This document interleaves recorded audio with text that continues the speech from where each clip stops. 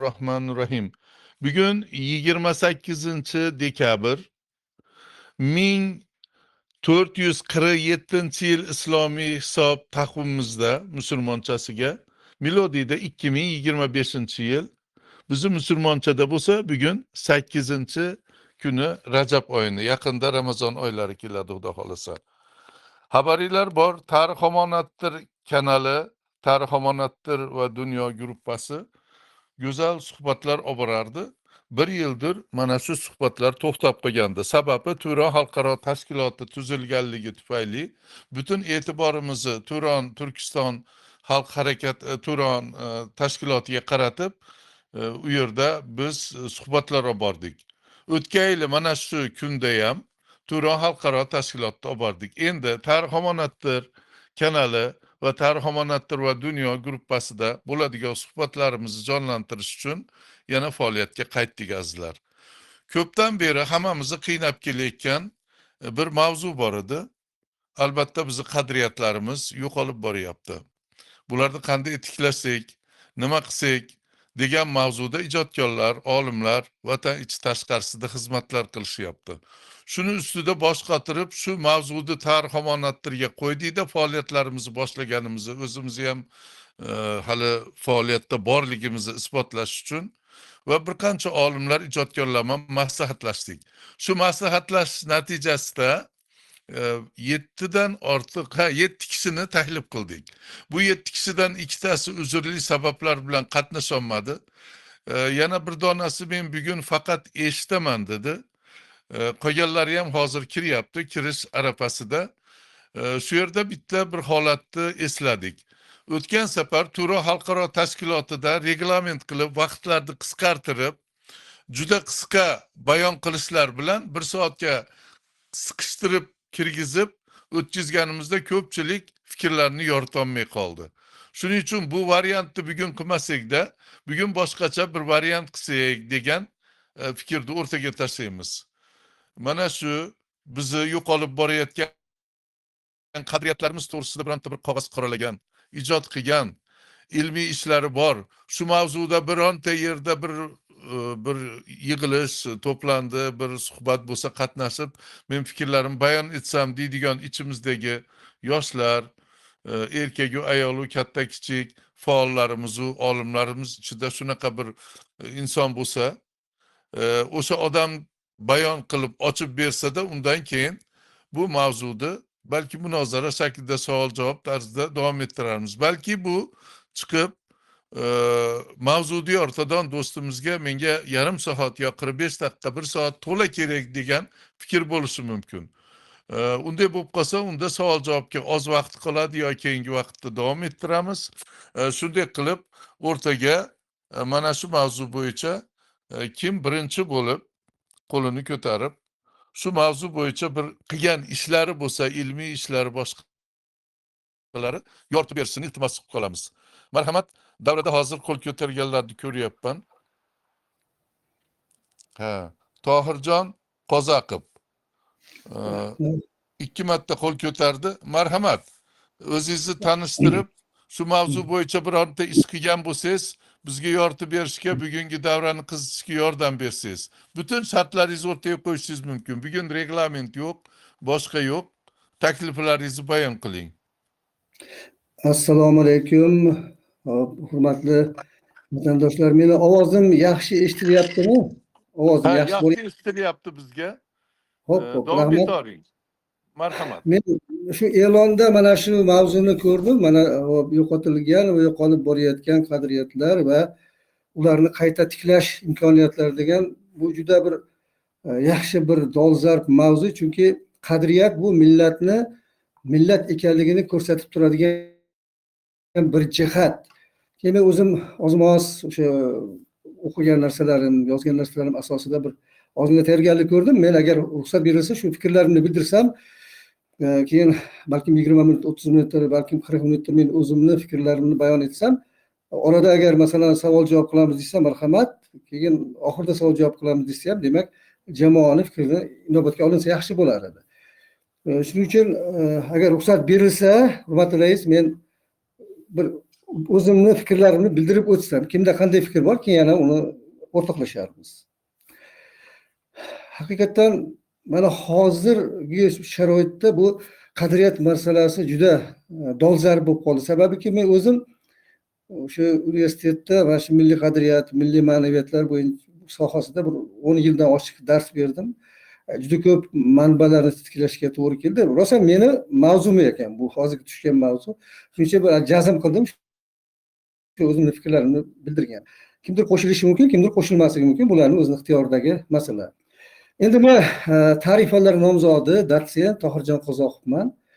Shuning uchun men ko'proq asosiy urg'uni tarixga beraman. O'sha qadriyatlarning bugungi kunni aytayotgan paytda o'tmishda qanday bo'lgani, uni yo'qolishi qanday bo'ldi va uni tiklash imkoniyatlari o'sha tarixiy asosda qanday bo'lishi kerak, shu masalalarga ko'proq men yon bosaman, shu urg'u beraman. Shuning uchun men aytardimki, bizda qadriyatlarimiz rivojlangan davrlar, ya'ni dunyoga ko'z qilsak bo'ladigan davrlar qachon edi? Fuqarolar qanday edi-yu, qadriyatlar masalasida va rahbarlar qanday edi? Umuman ana o'sha paytda xalqaro maydonda qanday ishlar amalga oshirilayotgan edi? Mana shu savollarga bir avval e'tibor berib qaratsak, bugungi kunni gapirishdan avvalroq. Men masalan o'sha ko'proq biz hozir yaxshi bir o'rganadigan bir davr Temuriylar davrini yaxshi ko'rishadi. Shuning uchun misolni ko'proq o'rganib oldim. Mana Xorazm shohlari va Temuriylar, ya'ni biz o'lkamizni gullab bir yashagan ilm-fanda deysizmi, davlatchilikda deysizmi, dunyoga bir o'zimizni so'zimizni ayta olgan bir davr. Surchiklab o'rganib qarasam, o'sha paytda fuqaro ancha halol, sadoqatli bo'lgan ekan. Odamlarning orasida sadoqatlilik yuqori bo'lgan ekan. Va misollar bilan aytib o'tib ketaman. Masalan, vatanga sadoqat masalasi yoki millatga muhabbat masalasi ham o'sha milliy qadriyat aslida olganda. Agar muhabbat bo'lmaydigan bo'lsa, unda u na millatlik xislati qoladi, na bir vatanparvarlik jihati qoladi buni. Amir Temurning askarlari nihoyatda sadoqatli bo'lgan ekan. Albatta Amir Temur ham ularga sadoqatli bo'lgan. Mana bir misol keltiraman. Masalan, Sohibqiron bir Temurga deb atalgan navkarini buni Nizomiddin Shomiy yozadi. O'sha paytda hali hokimiyatga kelmagan bir paytlarda Termiz, Kesh, Hisor tomonlarga yuborib 4 nafar otliqni qo'shib berib, borib vaziyatni o'rganib kelgan, bugun holat qanday ish qilishimiz kerak deb jo'natsa, o'sha tomonlarga Termiz tomonga kelar ekan. Kelganda shunda ittifoqa bu o'zini uyini oldidan o'tib qolar ekan. Haligi Temurka degan askar shunda 4 ta navkar aytar ekanki, qo'mondon, mana uyingizni oldidan o'tyapsiz. Mana 5-6 oy bo'ldiki, siz ketgansiz u yerdan, bola chaqangizni ko'rganingiz yo'q, ular ham sizni ko'rgan. Shu yerga kelganda bir ko'rib o'ting der ekan. Ko'rib o'ting shularni, yana bunaqa imkoniyat qachon bo'ladi deganda u aytar ekanki, men hozir kelib buni ko'rib o'tadigan bo'lsam, bu Sohibqironga xiyonat bo'ladi der ekan. Chunki Sohibqiron ham masalan Amir Temur hazratlari ham oilasini, bola chaqasini tashlab o'sha tog'larda yuribdi. Meni boshqa bir ishim bilan yubordi. Men o'sha paytda oilamni ko'radigan bo'lsam, bu meni xizmatimga xiyonat bo'ladi, Sohibqironga xiyonat bo'ladi deb uyga kirmasdan ketgan ekan. Yoki masalan mana yana Ikki Temur degan odamni navkarini, o'shalik 10 boshchisini hikoyasi keltiriladi. U ham Volga daryosi bo'yida o'sha To'xtamishxon bilan jang qilayotganda 1391-yilda shu jangga borib turib, razvedkani biladi-da, ma'lumotni yetkazayin deganda To'xtamishxon askarlari ulardan xabar topib qolar ekan. Uni iziga tushgan paytda navkarlariga aytar ekan, juda mohir jangchi bo'lgan. 8 ta 10 tasi bilan bemalol o'zi olishadigan. Bular bilan men olishaman deydi. Yonidagi 2-3 ta askarga, sizlar bu o'sha ayg'oqchilik, mana bu razvedka ma'lumotlarini borib Sohibqironga yetkazinglar deydi. Buni yetkazmasa bo'lmaydi. Askarlar yo'q, siz bilan qolamiz deganda ham yo'q, men qolaman deydi. O'sha yerda jang qilib o'lib ketdi, lekin ma'lumotni borib Sohibqironga askarlar yetkazdi. Mana sadoqat masalasida-da. Yoki masalan mana hali bir Eyboch o'g'lon degan bo'ladi, Jo'ja ulusidan, Dasht qipchoqda, Jalol Bahodir Chig'otiyadan. Ikkalasi bir joyda o'sha mana bu Suriyaning dashtlarida cho'lni bu yoqdan u yoqqa o'tishga to'g'ri kelib qolgan bir paytda suv oz qoladi. 2 ta askar yuborilgan bir ishga. Shunda Eyboch o'g'lon aytar ekanki, Jo'ja ulusidan keyin deydi, shuni suvingni menga bersang deydi, men o'lmay qolar edim. Men hozir menda suv yetarli emas deganda aytar ekanki, Sohibqiron menga bir hikoyani aytib bergan edi deydi. Bir arab bilan ajamlik uchragan bir paytida deydi, xuddi shu savolni ajamlik bergan ekan deydi arabga.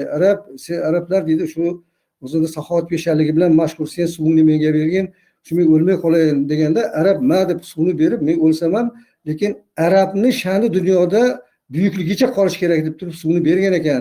Mana shu voqeani Sohibqirat aytganlar. Men ham aytamanki, Chig'atoy ulusi, endi bizim o'rin axirda hozir. Chig'atoy ulusini sha'ni men uchun yuksak turadi deb turib, shu suvni Eboch o'g'longa berar ekan.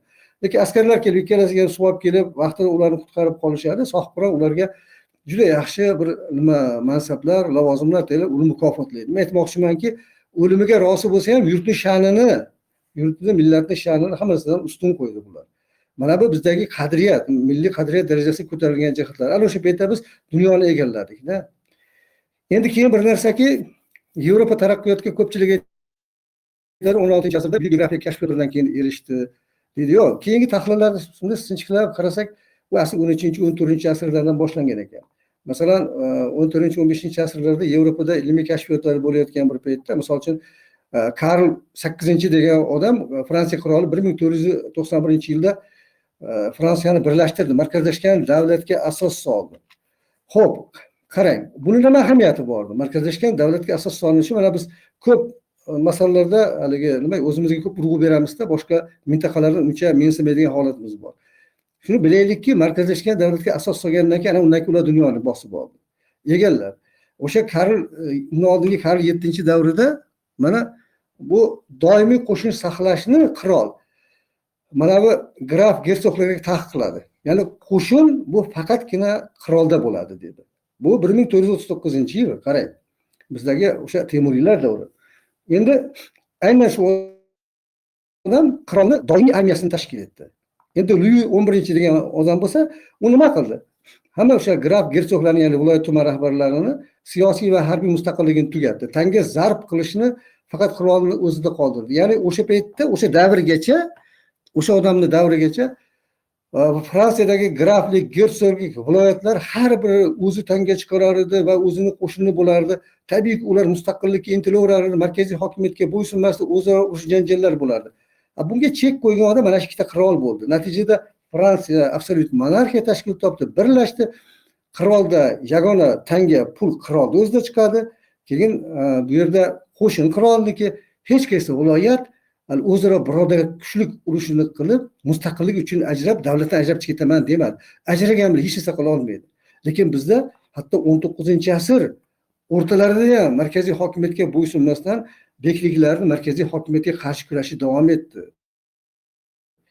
Axir agar bizda ham mana shunday qilinganda, ya'ni o'sha tanga zarb qilish masalasi yoki qo'shin masalasi faqatgina o'sha xonning o'zida bo'ladi. Boshqa hech qanday inson, hech qanday rahbar unday vakolatga ega bo'lmaydi deyilganda, bizda ham bunaqangi siyosiy urushlar bo'lavermas. Mana Yevropadan biz o'rganadigan jihatlarda mana siyosiy boshqaruv masalasidagi qadriyatlar bular. Yana bir narsaki, o'sha paytda xalqaro maydonda holat qanday ketayotganligini hisobga olmasligi ham bo'ldi. Masalan, o'sha Fransiya birlashyapti, Angliya birlashyapti, markaziy hokimiyat tashkil topyapti. O'sha paytda nima bo'ldi? Bizda Sulton Husayn nevarasini qatlga buyurdi, mast holatda. Yoki masalan Navro'z Ahmadxon, Abul Qosim Bobur, Nosir Mirzo, bular juda zo'r lashkarboshilar, nihoyatda ajoyib insonlar, lekin ichkilikka ruju qo'yib, davlat ishini bir chekkaga qo'yib, sanab ketgan uchalasi ham mast holatida o'lib qoldi. Shu o'lib holatida keyin dafn qilindi bular. O'ziga kelmadi. Yoki masalan Abul Fayzxon o'sha 18-asr o'rtalarida Buxoro xoni shu g'animlarni gapiga kirib shu qadar mast bo'lganki, 7 ta o'g'lini qatlga buyurgan. Bittasi tirik qoldi xolos, qolgani qatl etildi. Lekin bunaqa holat Yevropada bo'lmadi, chunki hokimiyat markazlashgan, hamma ham hokimiyat uchun intilavermas edi. Endi Amir Temur o'sha Nizomiddin Shomiyda bor shu masalada aytgan ekanki, o'sha To'xtamishxonni dasht qipchoq taxtiga o'tkazaman degan bir paytda, undan oldin u yerda Temur Malik degan inson o'sha dasht qipchoqni xoni bo'lib turgan bir paytda To'xtamishga yordam so'rab keladi. Endi Amir Temur qo'shin bilan yordamga boradi. Va o'zini xufiyalari orqali Temur Malik haqida ma'lumot to'plab kelinglar deydi. Ular aytishadiki, Temur Malik deydi, har kuni peshin mahalgacha faqat ayshi ishrat bilan, o'yin kulgi bilan ovora shunaqangi mukkasidan ketib ichadiki deydi, o'rnidan tura olmaydigan holatda desa, agarki hukmdor mana shunday o'yin kulgiga, ichkilikka berilgan ekan deydi, bu davlat uzoqqa bormaydi dedi. Bu davlat boshqa davlatlarga yem bo'ladi deydi. Va haqiqatan ham bu davlatni keyin To'xtamishxonga olib beradi.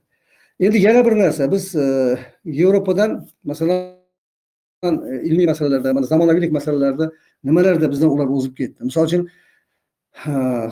mana Strasburgda birinchi gazeta Yevropadagi 1605-yil nashr etildi. Germaniyada 9-yil, Angliyada 1621 yil, bular hammasi 17-asr.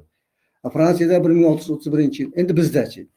Bizda 1870-yilda Turkiston Vedомости chiqdi. 3 oydan keyin Turkiston viloyatining gazeti nashr etila boshladi. Endi bu hukumat gazetasi. Endi qarang, Rossiyani olib, bu Rossiya Yevropaning eng qoloq davlati. O'sha paytda 1721-yil harbiy akademiya ochilyapti. Harbiy akademiya ochilyapti. Bizda bo'lsa 1994-yil ochildi. Rossiyada 1775-yil fanlar akademiyasi ochilyapti. Bizda esa 1943-yil, u ham urush bahonasini ochilib qoldi.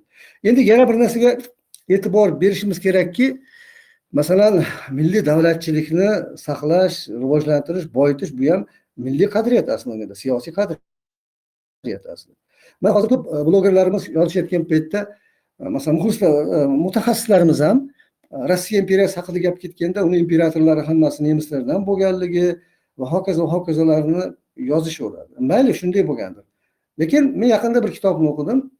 Pavel Nebelsin degan insonni 1849-yilda yozgan Покорение Sibiriya degan kitobi bor. Sibirning zabt etilishi. Bundan bir 150 yil oldin chiqqan kitob. O'shanda biz deydi, Sharqni zabt etishni 1575-yildan boshlaganmiz deydi. Biz buni tizimli asosda tashkil etdik deydi. Biz qayerni egallasak Sharqqa borib, u yerda aholisini qirib tashlamadik deydi. Uni ruslashtirdik xolos deydi. Shu bilan birga biz borgan joylarimizda rus qishloqlarini, aholi punktlarini tashkil etdik, chegara zonalar deydi. Shu bilan birga deydi, biz o'sha shu qadar zo'r tashkil etdikki deydi, hukumat tomonidan ular moliyalashtirildi. Hatto masalan, nechta qo'y, nechta ho'kiz, nechta tovuq, cho'chqa olib ketadi, nechta arava, otlargacha o'sha ko'chadagilarga berib, shuni ta'minlab bordik. O'sha joydan keyin rus hududi undan ortga chekinmadi deydi. Undan nari kengaytirib borsak bordikki, ortga ketmadik deydi. Biz rus bayrog'ini tikdik, u yerda rus tilini davlat tili qildik, u yerlarni rus yeri deb e'lon qildik, ortga chekinmadik deydi. Vaholanki orada Ivan Balotnikov qo'zg'oloni bo'lyapti, yoki bo'lmasam soxta dmitriy birinchi, ikkinchi taxtga kelyapti, balobatlar hammasi bo'lsa ham, lekin davlatchilik degan masalada ular bir ibratli ishlar qildi, ya'ni saqlab qoldi o'zini-da. Natijada mana bilasizlar, oxir oqibatda biz 19-asr ikkinchi yarmidan biz o'lkamizni ular bosib olgandan keyin bizda ko'p sohalarda yutqizishlar bo'ldi.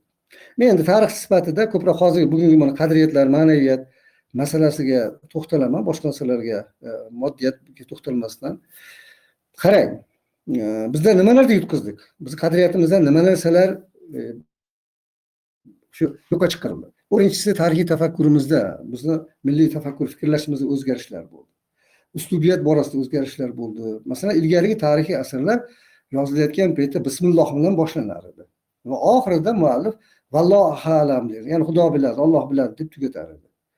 Buni o'rniga keyingi davr tarixchilar, ayniqsa Sovet davri 30-yillardan boshlab turib, aniq mana shunday bo'lgan deb turib, taxmin bo'lgan narsalarni ham haqiqat deb yozishga o'tdi. Natijada tarixda ancha soxtagarchiliklar kelib chiqdi. Endi ilgarigi paytda tarix qanday yozilar? Tarix yozish uslubiyatida u tarixchi yozadigan inson hamma ham yozavermagan ekan. U so'zga boy bo'lishi kerak ekan. Qur'on hadislarni juda yaxshi bilish kerak ekan. Har bir bo'lib o'tgan voqeani Qur'on oyatlari va hadislarga tayanib aytar ekanki, bu bir aksioma sifatida qabul qiladi. Demak, shunday bo'ldi. Ana o'shanchilar mana bu oyat hukmi bo'yicha mana bunday bo'ldi voqea. Mana bunday bo'lganida, mana bu hadis hukmi bo'yicha bu voqea mana shunday yakun topdi deb turib sharh berib o'tishganda. Shuning uchun hamma tarix yozavermagan ekan. Masalan, men aytardim, nimaga masalan 1621-yil butun Farg'ona vodiysida zilzila bo'ldi. Masalan, Farg'ona vodiysidagi eng qadimgi tarixiy yodgorlik, misol uchun Hojamning qabri 18-asrda Namanganda bo'lsa, O'zgandagi minorani Safidullarni hisoblamasa, boshqa joyda yo'q. Axir mana Andijon turibdi, Qo'qon, Marg'ilon, Axskent, Koson, boshqa narsalar. Sababi ajoyib at-Tabaqot degan asarni, forscha asarni oldim. Unda yozilibdi 1621-yilda butun Farg'ona vodiysida juda katta zilzila bo'lgan ekan. Eng dahshatlisi u poytaxt Axskentda bo'lgan ekan. Shuni ham kim yozgan? Baliqdan kelgan tarixchi Said Muhammad Tohir yozib qoldiribdi. Mintaqa ajoyibotlari degan kitobida. Nima aytasiz? Hatto shuncha odam shu yerda necha yuz ming odam yashayapti. Biron bir ziyoli shuni yozib qo'ymadimi-ki? Hammasi har xat savolda bo'lganmi deysiz? Yo'q.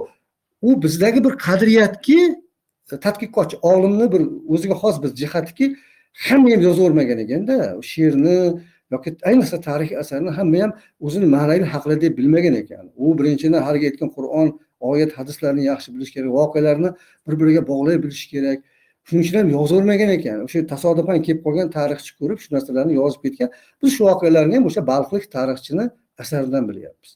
Endi qarangki, yana bir narsa, mana Ibn Xaldunning asarlari yaqinda muqaddimasi tarjima qilindi, qo'lingizga kelib tushdi. Shu muqaddimani yozgan esa Ibn Xaldun juda kuchli olim bo'lgan ekan. Uni asari asli tarjima qilsa 10 jildli. Shu Amir Temur bilan uchrashganda qarang, dunyoni boshqarib turgan podshoh u kishi bilan 35 kun suhbat qurgan ekan. Qarang. Amir Temurdek inson bir olim bilan 35 kun suhbat quryapti. Endi demak, bu Amir Temurning ilmga bo'lgan hurmati bo'lsa, ikkinchisi shu olim shunga yarasha bo'lgan ekanda. Shunda Amir Temur undan so'rar ekan. Xo'p, sen davlat haqida nima deysan degan ekan. Deganda u aytgan ekanki, agar davlat o'ta mustabidlashib ketsa, u 60-70 yildan uzoq yashamaydi degan ekan. Endi bu Sovet ittifoqi bunga misol bo'ldi. Yoki masalan, undan oldingi davrimizda ham bunga misollar ko'p. Masalan, Xorazmshohlar davlati o'ta qudratli bo'lgan, bilamiz, juda faxrlanib gapiramiz. Asli bu Chingizxon yurish tufayli emas, asli zulm kuchayganligi sababli asli tugab ketgan ekan. O'sha Ibn Xaldunning gapi bo'yicha qarasangiz, zulm kuchaygan. Chunki bir hadis bor shunaqa mazmunda, davlat kufr bilan bo'lsa yashaydi deyilgan ekan. Umuman kufr bilan bo'lsa ham yashayverar ekan. Lekin zulm bilan yashamas ekanda. Mana qarang, nima bo'lganini biz o'sha mana shu ilgari mana shunday Shohida An-Nasaviy shuni yozayotgan paytda, Ibn al-Asir shuni yozayotgan paytida, Ibn Kasir yozayotgan paytda shu Xorazmshohlarda zulm kuchayib ketganligini mana bu oyat hukmi bo'yicha mana bunday bo'ldi deb turib yozib ketishgan. Buni keyingi davr tarixchilarida bunaqa narsalar yo'qoldi. Ilohiyat qoidalarini hisobga olib tarix yozish degan qadriyat yo'qolib ketdi. Mana masalan bitta mana qilgan ish nimaga so'nggi oxirgi paytlarda juda ko'p amaldorlari Xorazmshohga qarshi bo'lib qoldi. Misol uchun O'tirar hukmdori Tojiddin Bilgaxon degan odam bo'lgan, u o'sha Qoraqto'ylar tomonida bo'lgan ilgari, endi o'sha davlat shahar Xorazm tarkibiga qo'shilgandan keyin birinchi bo'lib Xorazmshoh tomoniga o'tgan. Keyin lekin u o'ylaganki, meni bu ishimni Xorazmshoh taqdirlaydi, albatta mukofotlaydi, yaxshi munosabat qiladi. Yo'q, unday bo'lmadi. Uni Nisoga jo'natdi, orqasidan Jahon Pahlavon degan odam boshchiligida 10 ming kishilik jallodlar guruhi bo'lgan ekan, o'shani yubordida, borib turib uni kallasini olib kelishdi. Vaholanki uni hech qanday aybi yo'q edi. Yoki masalan, mana o'sha paytda Xorazmshohlarni Sulton Jaloliddinni juda katta muammolarga duch qilgan Farg'ona jangi, o'sha Chingizxonni qo'shinlarini jangda yengib turib, yengilmaydi degan qo'shinni yengan inson Sulton Jaloliddin. Lekin yengandan keyin u Xorazmdagi amirlardan, o'zining qarindoshlaridan bo'lgan, o'sha G'azni hukmdori bo'lgan Amil Malik bilan o'sha yerda yollanma jangchilar, halajlardan bo'ladi. O'shani boshlig'i Sayfiddin Egroq degan odam bo'ladi. O'sha odam bilan ikkalasi bitta Mo'g'ul otini talashib qolar ekan. Endi nimaki Xorazmliklarga butun hamma Osiyo to'liq bo'ysunyapti. Shu yerda Sayfiddin Avroq mana shu Mo'g'ul otini men olaman. Vaholanki qo'shinni chap qanotini Sayfiddin Avroq boshqardi. Dushmanni asosan shu yanchib tashladi. Desa keyin u jahli chiqib, bu men Xorazmlikman, sen nima deyapsan? deb turib qilichini orqa tomoni bilan kallasiga urgan ekan. Uni arazlab turib qo'shinni olib ketadi, orqasidan bo'lgan voqealar bilasiz. Endi bular nima deydi? O'sha shuncha bular o'ylaganda bizni mukofotlaydi bu qilgan ishlarimiz uchun. Lekin o'sha bu yerda adolatsizlik bo'lib Sulton Jaloliddin ham qarindoshini hech qanday tartibga chaqira olmadi va Sayfiddin Ag'roqning tarafini olib bera olmadi, adolat qila olmadi. Tarixchilar shuni yozadi. Mana oxir oqibatda keyin juda katta fojialar kelib chiqdi. Yoki masalan Xorazmshoh navbat chalish deydimi? Muzika 20 ta davlatni bosib olgandan keyin o'sha mag'lub bo'lgan hukmdorlarni o'zlarini yoki bo'lmasa farzandlarini olib kelib qo'ygan, asir qilgan. Har kuni quyosh chiqishidan oldin va quyosh botishidan oldin 27 ta oltin nog'oralar muzika asboblarida ularga kuy chaldirar ekan, muzika chaldirar ekan. Bu navbat chalish deyilar ekanda. Ya'ni bu qadar oyoq osti qilib tahqirlashlar bo'lgan ekan. Ya masalan mana Sulton Xorazmshoh o'sha Mozandaron, o'sha Kaspiy dengizining janubida oxirgi marta Mo'g'ullardan qochib kelganda, endi unga hujum qilganlar orasida Rukniddin Qobijjomiy degan odam bo'ladi. Uni amakisini va jiyanlarini hammasini Xorazmshoh nohaq o'ldirib yuborgan bo'ladi. Ya'ni zulm bo'ladi. Ana o'shandan bular Mo'g'ullar tomoniga o'tib ketdi. Asli davlatni mag'lubiyatga uchrashiga kamida 800 ming kishilik qo'shini bor davlat 150 ming kishilik qo'shinlar yengilib qoldi. Mana bu narsalar hammasi o'sha zulm orqasidan bo'ldi. Endi yana bir narsa, biz tarix yozishimizda bizda mana bu ilmiy qadriyatlarimizdan nimalar yo'qoldi? Biz arab yozuvida abjad usuli bor. Abjad usulida o'sha 28 ta harf ayni paytda o'sha birlikdan to o'nlik tizimda har bir harf ayni paytda raqam vazifasini bajaradi. Masalan, alif 1 bo'lsa, vov 6, qof 20, hot 400 va 600 mana shunaqa nimalarni bildiradi. Ilgari tarix yozgan paytda masalan voqealarni, hamma narsalarni tarix yozish deyiladi. She'r bilan aytiladi. O'sha so'zni tarix moddasi deyiladi. Shuni o'qisa, o'sha so'zdagi harflarning o'rniga raqamlarni qo'yib chiqsa va uni qo'shsa, o'sha hijriy yil sanasi kelib chiqardi. Misol uchun, Zahiruddin Muhammad Boburni tug'ilgan yilini va kunini Munir Marg'iloniy degan odam uni dedi 6 Muharramda tug'ildi deydi. Endi 6 Muharram degan so'zni arab yozuvida yozib, harflarning o'rniga raqamlarni qo'yib chiqsangiz 888 chiqadi. Uni milodiga o'rsangiz 1483-yil kelib chiqadi. Endi 6 Muharramni o'zi bizim ona milodiy hisobda 14-fevralga to'g'ri keladi. Ya'ni Zahiruddin Muhammad Bobur 1483-yilning 14-fevralida tug'ilgan bo'ladi. Bugun biron bir tarixchi bunday yozmaydi. Abjad usuli degan tushuncha bizning tarixchilarimizda yo'q bo'lib ketdi. Chunki arab yozuvining o'zi muomaladan chiqib ketib qoldi. Yoki masalan, mana Boburning bobosi Mo'g'uliston xoni Yunusxon bir vaqtlar Toshkent hokimi bo'lgan Said Jamol Harga asir tushib qoladi. Juda katta xo'rlik muammolarni boshidan kechiradi, lekin ozod bo'ladi. Undan keyin buni qasdini olish uchun Yunusxonni lashkarboshlaridan biri, amirlaridan biri Abdulquddus borib Said Jamol Har bilan jang qilib, uni kallasini olib keladi. Endi o'sha voqeani bo'lgan yili qachon bo'lgan? O'shani abjad usulda Tarix Rashidiy asarida beradiki, omad sarixar girifta Abdulquddus deydi. Ya'ni Abdulquddus eshakning boshini olib keldi deydi. Qarang, bu yerda o'sha tarixni hamma yozib o'rmaganligi, tarixchi so'z o'ynamay yaxshi bilgan. Masalan, Abdulquddus har degani, bu har degani forschada eshak degani bo'ladi. Bu turkiychada emas, forschada. Lekin paronim so'z bo'lganligi uchun uni eshak deb qabul qiladi. Abdulquddus haligi jangchi endi eshakning boshini olib keldi. Grifta sarixar deyapti. Ya'ni eshakning boshini olib ketdi deganda birinchidan uni haqorat qilyapti. Shunga yarasha ish qilgan deyapti. Ikkinchidan uni ismini aytyapti. Ana endi abjad usulda bu o'sha bir qator so'zdan o'sha voqeani bo'lgan yili kelib chiqar ekan. Masalan, Abdulquddus degan so'zni harflarning o'rniga raqamlarni qo'yib chiqsangiz, bu 277 chiqadi. Endi eshakning boshini olib keldi. Harni boshini, ya'ni eshak degan so'zni bosh harfini olib keldi deyapti. Haqiqatan ham haligini harni boshini olib keldi, lekin so'zni ham har deb yozganda ho bilan yoziladi. Ho bilan yozganda ho qalqala harf, bu abjad usulda 600 ni bildiradi. Hali Abdulquddusga 277 ga 600 ni qo'shsa, bu 877 chiqadi. Buni milodiga o'girsangiz 1472 bo'ladi. Demak, bu voqea 1472-yil bo'lgan ekanda. Ham majoziy ma'noda ham to'g'ri keladi, ham ayni paytda haqiqiy ma'noda ham to'g'ri keladi. Endi Alisher Navoiyning Lisoni Tayr asarlari bor. Shu Lisoni Tayr asarlarini shu 1799-yilda bir inson alohida o'sha paytda ko'chirgan ekan. Endi o'sha voqeani qachon bo'lganligini oxirida ular she'riy usulda yozib ketgan. Shuning uchun o'zi hattot ham hamma bo'lavermagan ekan. Ya'ni o'sha shoirlik qobiliyati bo'lgan, abjadni yaxshi bilgan, muammo janrini yaxshi bilgan, ana o'shalargina hattot bo'lgan ekan. Shuni oxirida aytadiki, kimki hijrat tarixini qilsa yod, ya'ni o'sha Lisoni Tayr asarining ko'chirilgan vaqtini bilmoqchi bo'lsa deydi, Angliyaga oliy g'aroyibdin kushod. Uni g'aroyib degan so'zdan chiqaradi ma'nosini, yil sanasini deyapti.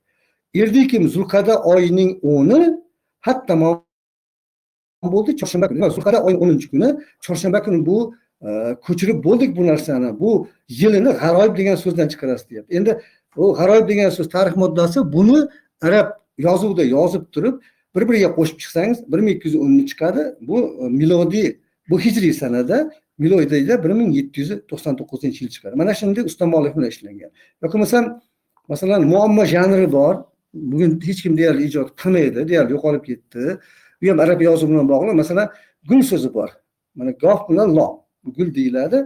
Endi masalan bir she'r yozyaptilarki muammoda, shu to'rt qatorda aytyaptilarki, o'sha ma'nosi shunaqa forscha, ma'nosi shundayki, o'sha gulni orasiga suv quysa, u kamolotga erishadi deyaptilar.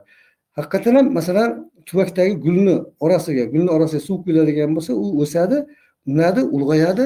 Demak, u kamolotga erishadi.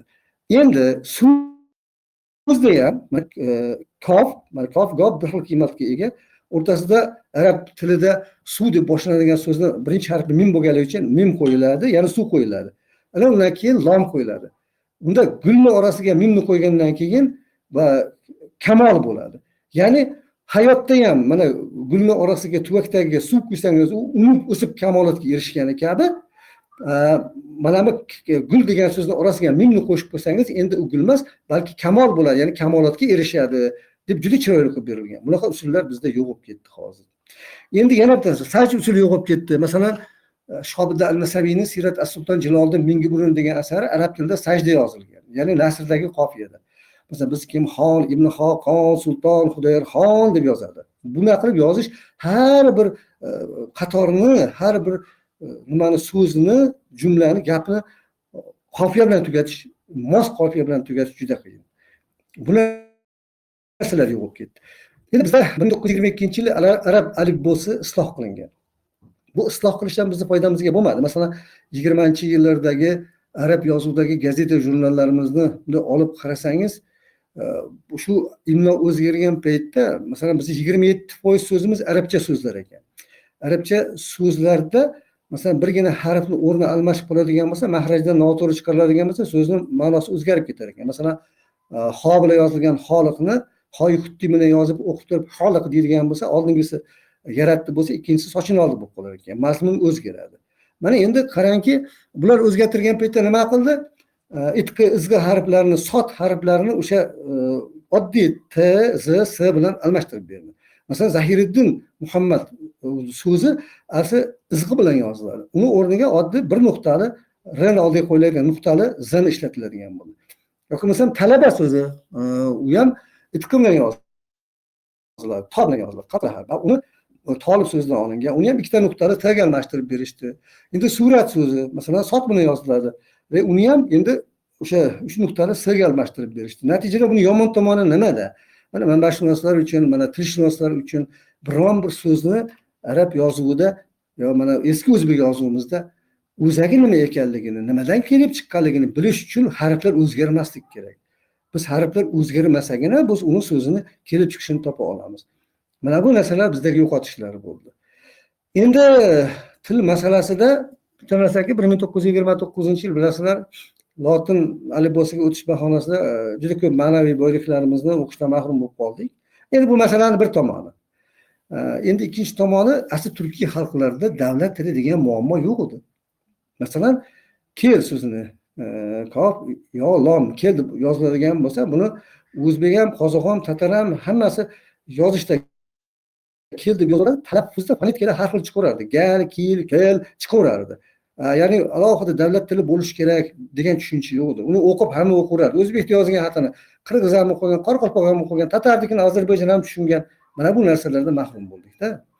Keyin yana bir narsaki, o'sha 1929-yil bizda o'sha lotin alifbosi o'tilganidan keyin bizdagi ko'p qalqala harflarimizdagi o bilan yoziladigan unlilarning o'rniga a ishlatiladigan bo'ldi. Endi uni natijasi nima bo'ldi? Masalan, markaziy shaharlarda yashovchi, adabiy til ishlatishi bir keng tarqalgan aholi bilan chekka hududlardagi, chekka qishloqlardagi aholining shevasida keskin farq paydo bo'ldi. Bu millatning ruhan parchalanishiga olib keladi. Xuddaligi bu adabiy tilda gapirmayotgan bo'ladi, bu qoloq tilda gapirayotgan bo'ladi. Mana bu narsalar millatning parchalanishiga, ruhiy uzoqlashishiga olib keldi-da. Masalan, chekka hududlardan kelib o'zini eski tilida, eski fonetik talaffuzida fikrini ifoda etayotgan vatandoshini xuddi boshqa bir millat vakiliga o'xshatib, xuddi bir boshqa tilda gapirayotgandek qabul qilinib qoldi. Masalan, aytaylik, mumtoz adabiyotimizda so'zlar bor. Mana Bobur nima deb yozadi? Saqlamoq deydi. Saqlamoq demaydi. Saqladim deydi. Yoki bo'lsam chalmoq demaydi. Chalmoq deydi. Yoki bo'lsam qoramoq deydi. Qoradim deydi. Qaradim demaydi. Bu narsalar o'sha o'larning o'rniga bular hammasi qalqala harf o bilan talaffuz qilinadi. Ularning o'rniga a ishlatildi. Saqlamoq, chalmoq, qaramoq. Xo'p, agar bu to'g'ri bo'ladigan bo'lsa, Soqchi so'zini o'zagi saqlamoqdan olingan. Nimaga saqchi deyilmaydi? Nimaga soqchi deyiladi? Chunki saqlamoq o'zagi. Nimaga chalg'u asboblari deyiladi? O'zagi chalmoq bo'ladigan bo'lsa, nimaga chalg'u demaydi? Chunki o'zagi chalmoq. Shuning uchun chalg'u asboblari deyiladi. Nimaga qorovul deyiladi? Nimaga qaravul deyilmaydi? Agar qaramoq bo'ladigan bo'lsa, asli qaramoq o'sha unlisi bizda almashtirilganligi juda ham katta bir ruhiy bir ajralishlarga sabab bo'ldi-da. Keyin masalan ilgarigi bizni adabiyotlarimizda nimalarimizdagi so'zlar, ilmiy adabiyotlarimizdagi, badiiy adabiyotlarimizdagi so'zlar mana grammatik tuzilishi, ularning imloviy tuzilishi, shu fonetikasi o'zgarib ketdi. Masalan, Boburnomada borur, kelur degan so'zlarni juda ko'p marta ishlatgan. Mana aytadiki, Samarqandni gapirayotganda, u yerdan Qorasuvni yozayotganda aytadiki, bu Qorasuv aning orasi bilan o'tib Konigilga borur. Konigil borur deydi. Mana bu nima degani? Konigilga boradi degani. Mana bugun biz buni boradi deb qabul qildik. O'rta asrda unaqa deyilmasdi. Borur, kelur deyilardi. Boradi, keladi. Keyin yo'q bo'lsam mana juda ko'p so'zlar mana borodur, kelodur degan so'zlar ishlatiladi. O'sha paytda. Bu hozir o'rniga keyin 20-asr boshlaridan, asosan 20-yillardan boryapti, kelyapti degan talaffuz so'z kiritildi bu yerda. Vaholanki asli klassik adabiyotimizda borodur. Mana qozoqlar ham borovatir, kevatir deydi. Bu bir-biriga juda yaqin so'zlar edi. Umuman bir-biridan keskin farq qiladigan qilib boryapti, kelyapti, borovatir, kelvatir bo'lib ketdi, almashib ketgandan keyin ikkita qondosh millat bir-birini uncha yaxshi tushunmaydigan bo'lib qoldi-da. Endi keyin lug'atimizdagi juda ko'p so'zlar ishlatilmay qoldi. Masalan, aytaylik, Boburnomada yondim deydi, Navoiyda o'tiruk degan, Boburnomada uy degan so'zlar bor. Masalan, men qal'ani oldiga bordim va yondim deydi. Yondim degani bu qaytdim degani. Eski o'zbek tilida bu hozir Uyg'urlar ishlatadi buni. Buni biz ishlatmaymiz. Qaytdim degani. Yoki masalan Navoiyda sen bu o'tiruk so'zladi deydi. O'tirukni o'zbek tushunmaydi bugun. Bugun qozoqlar ishlatadi. O'tiruk yolg'onchi degan, o'tirukchidir deydi-da. Yoki masalan Boburnomada bir gap borki, shuni biz O'ratepa xo'jand tomonlarini aylanib yurgan bir paytimizda deydi, ketayotgan bir paytimizda o'sha odamlar yashaydigan joyga boraylik, endi kechasi tunab qolish kerak, oziq-ovqat masalasi bor. Bir uy ketayotganda uyning orqasidan ketdik deydi. Men hayron bo'ldim, uy nimaga deyapti bu uy, qanaqa uy ekan? Qanaqasi uyning orqasidan ketadi? Keyin menga sherigim aytdiki deydi, gov gumshava chikor kunim deb aytdi. Ya'ni mana sigir yo'qolib qolsa biz nima qilamiz deb aytdi. Keyin shunday tushundimki, demak bu uy deganda bu haligi sigirni nazarda tutayotgan ekan. O'rta asrlarda bizda uy deyilgan ekan sigirni-da. Endi devon lug'at turkda sigir degan payti ham bor, uy degan joyi ham bor-da buni. Bugun qirg'izlar uy deydi. Bu bizning lug'atimizdan chiqib ketdi. Mana bunday bir jihatlar bo'ldi-da. Endi bizni gumanitar fanlarni yoritishimizda bizda masalan ateistik g'oyalar kirib keldi. Mana bu ko'pchilik odamlar haligacha ham o'sha haligi inson millat qilgan degan tushunchani yashaydigan odamlar hali ham bor-da.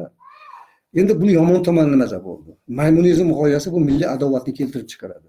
Har bir millat o'zini qadimiy bir maymunlar ajdodiga borib taqalishini isbotlayman deb tortishaveradi-da. Qaysi millat oldin paydo bo'lgan degan ahmoqona bir tushunchalar o'rtaga tashlandi. Bu millatlarning o'zaro dushman, adovatli bir-biri bilan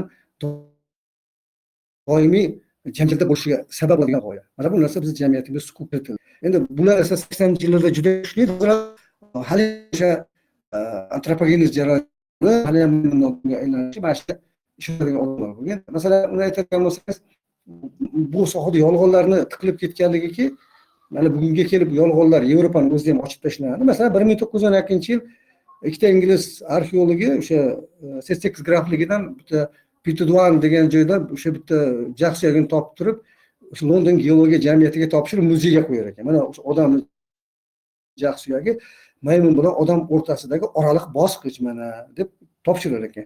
Endi 1953-yilga kelganda bu soxta ish ekanligi aniq bo'ldi. Olimlar yaxshilab olib o'sha eksponatda turgan jag'ni olib qarasa, endi oradan 40 yil o'tgandan keyin haligi soxta bo'yalgan jag'ni ranglari o'chgan yuqori bilan past jag' bir-biridan keskin farq qilib qolgan ekan. Qarasa, o'sha maymunni tepa jag' suyagiga pastiga odamning jag' suyagini ustalik bilan nihoyatda o'ta ustalik bilan birlashtirib, mana bu bitta maymunsimon odamni topdik deyilgan ekan-da. Bunaqangi narsalar bizga faniga ham kirib keldi-da. Endi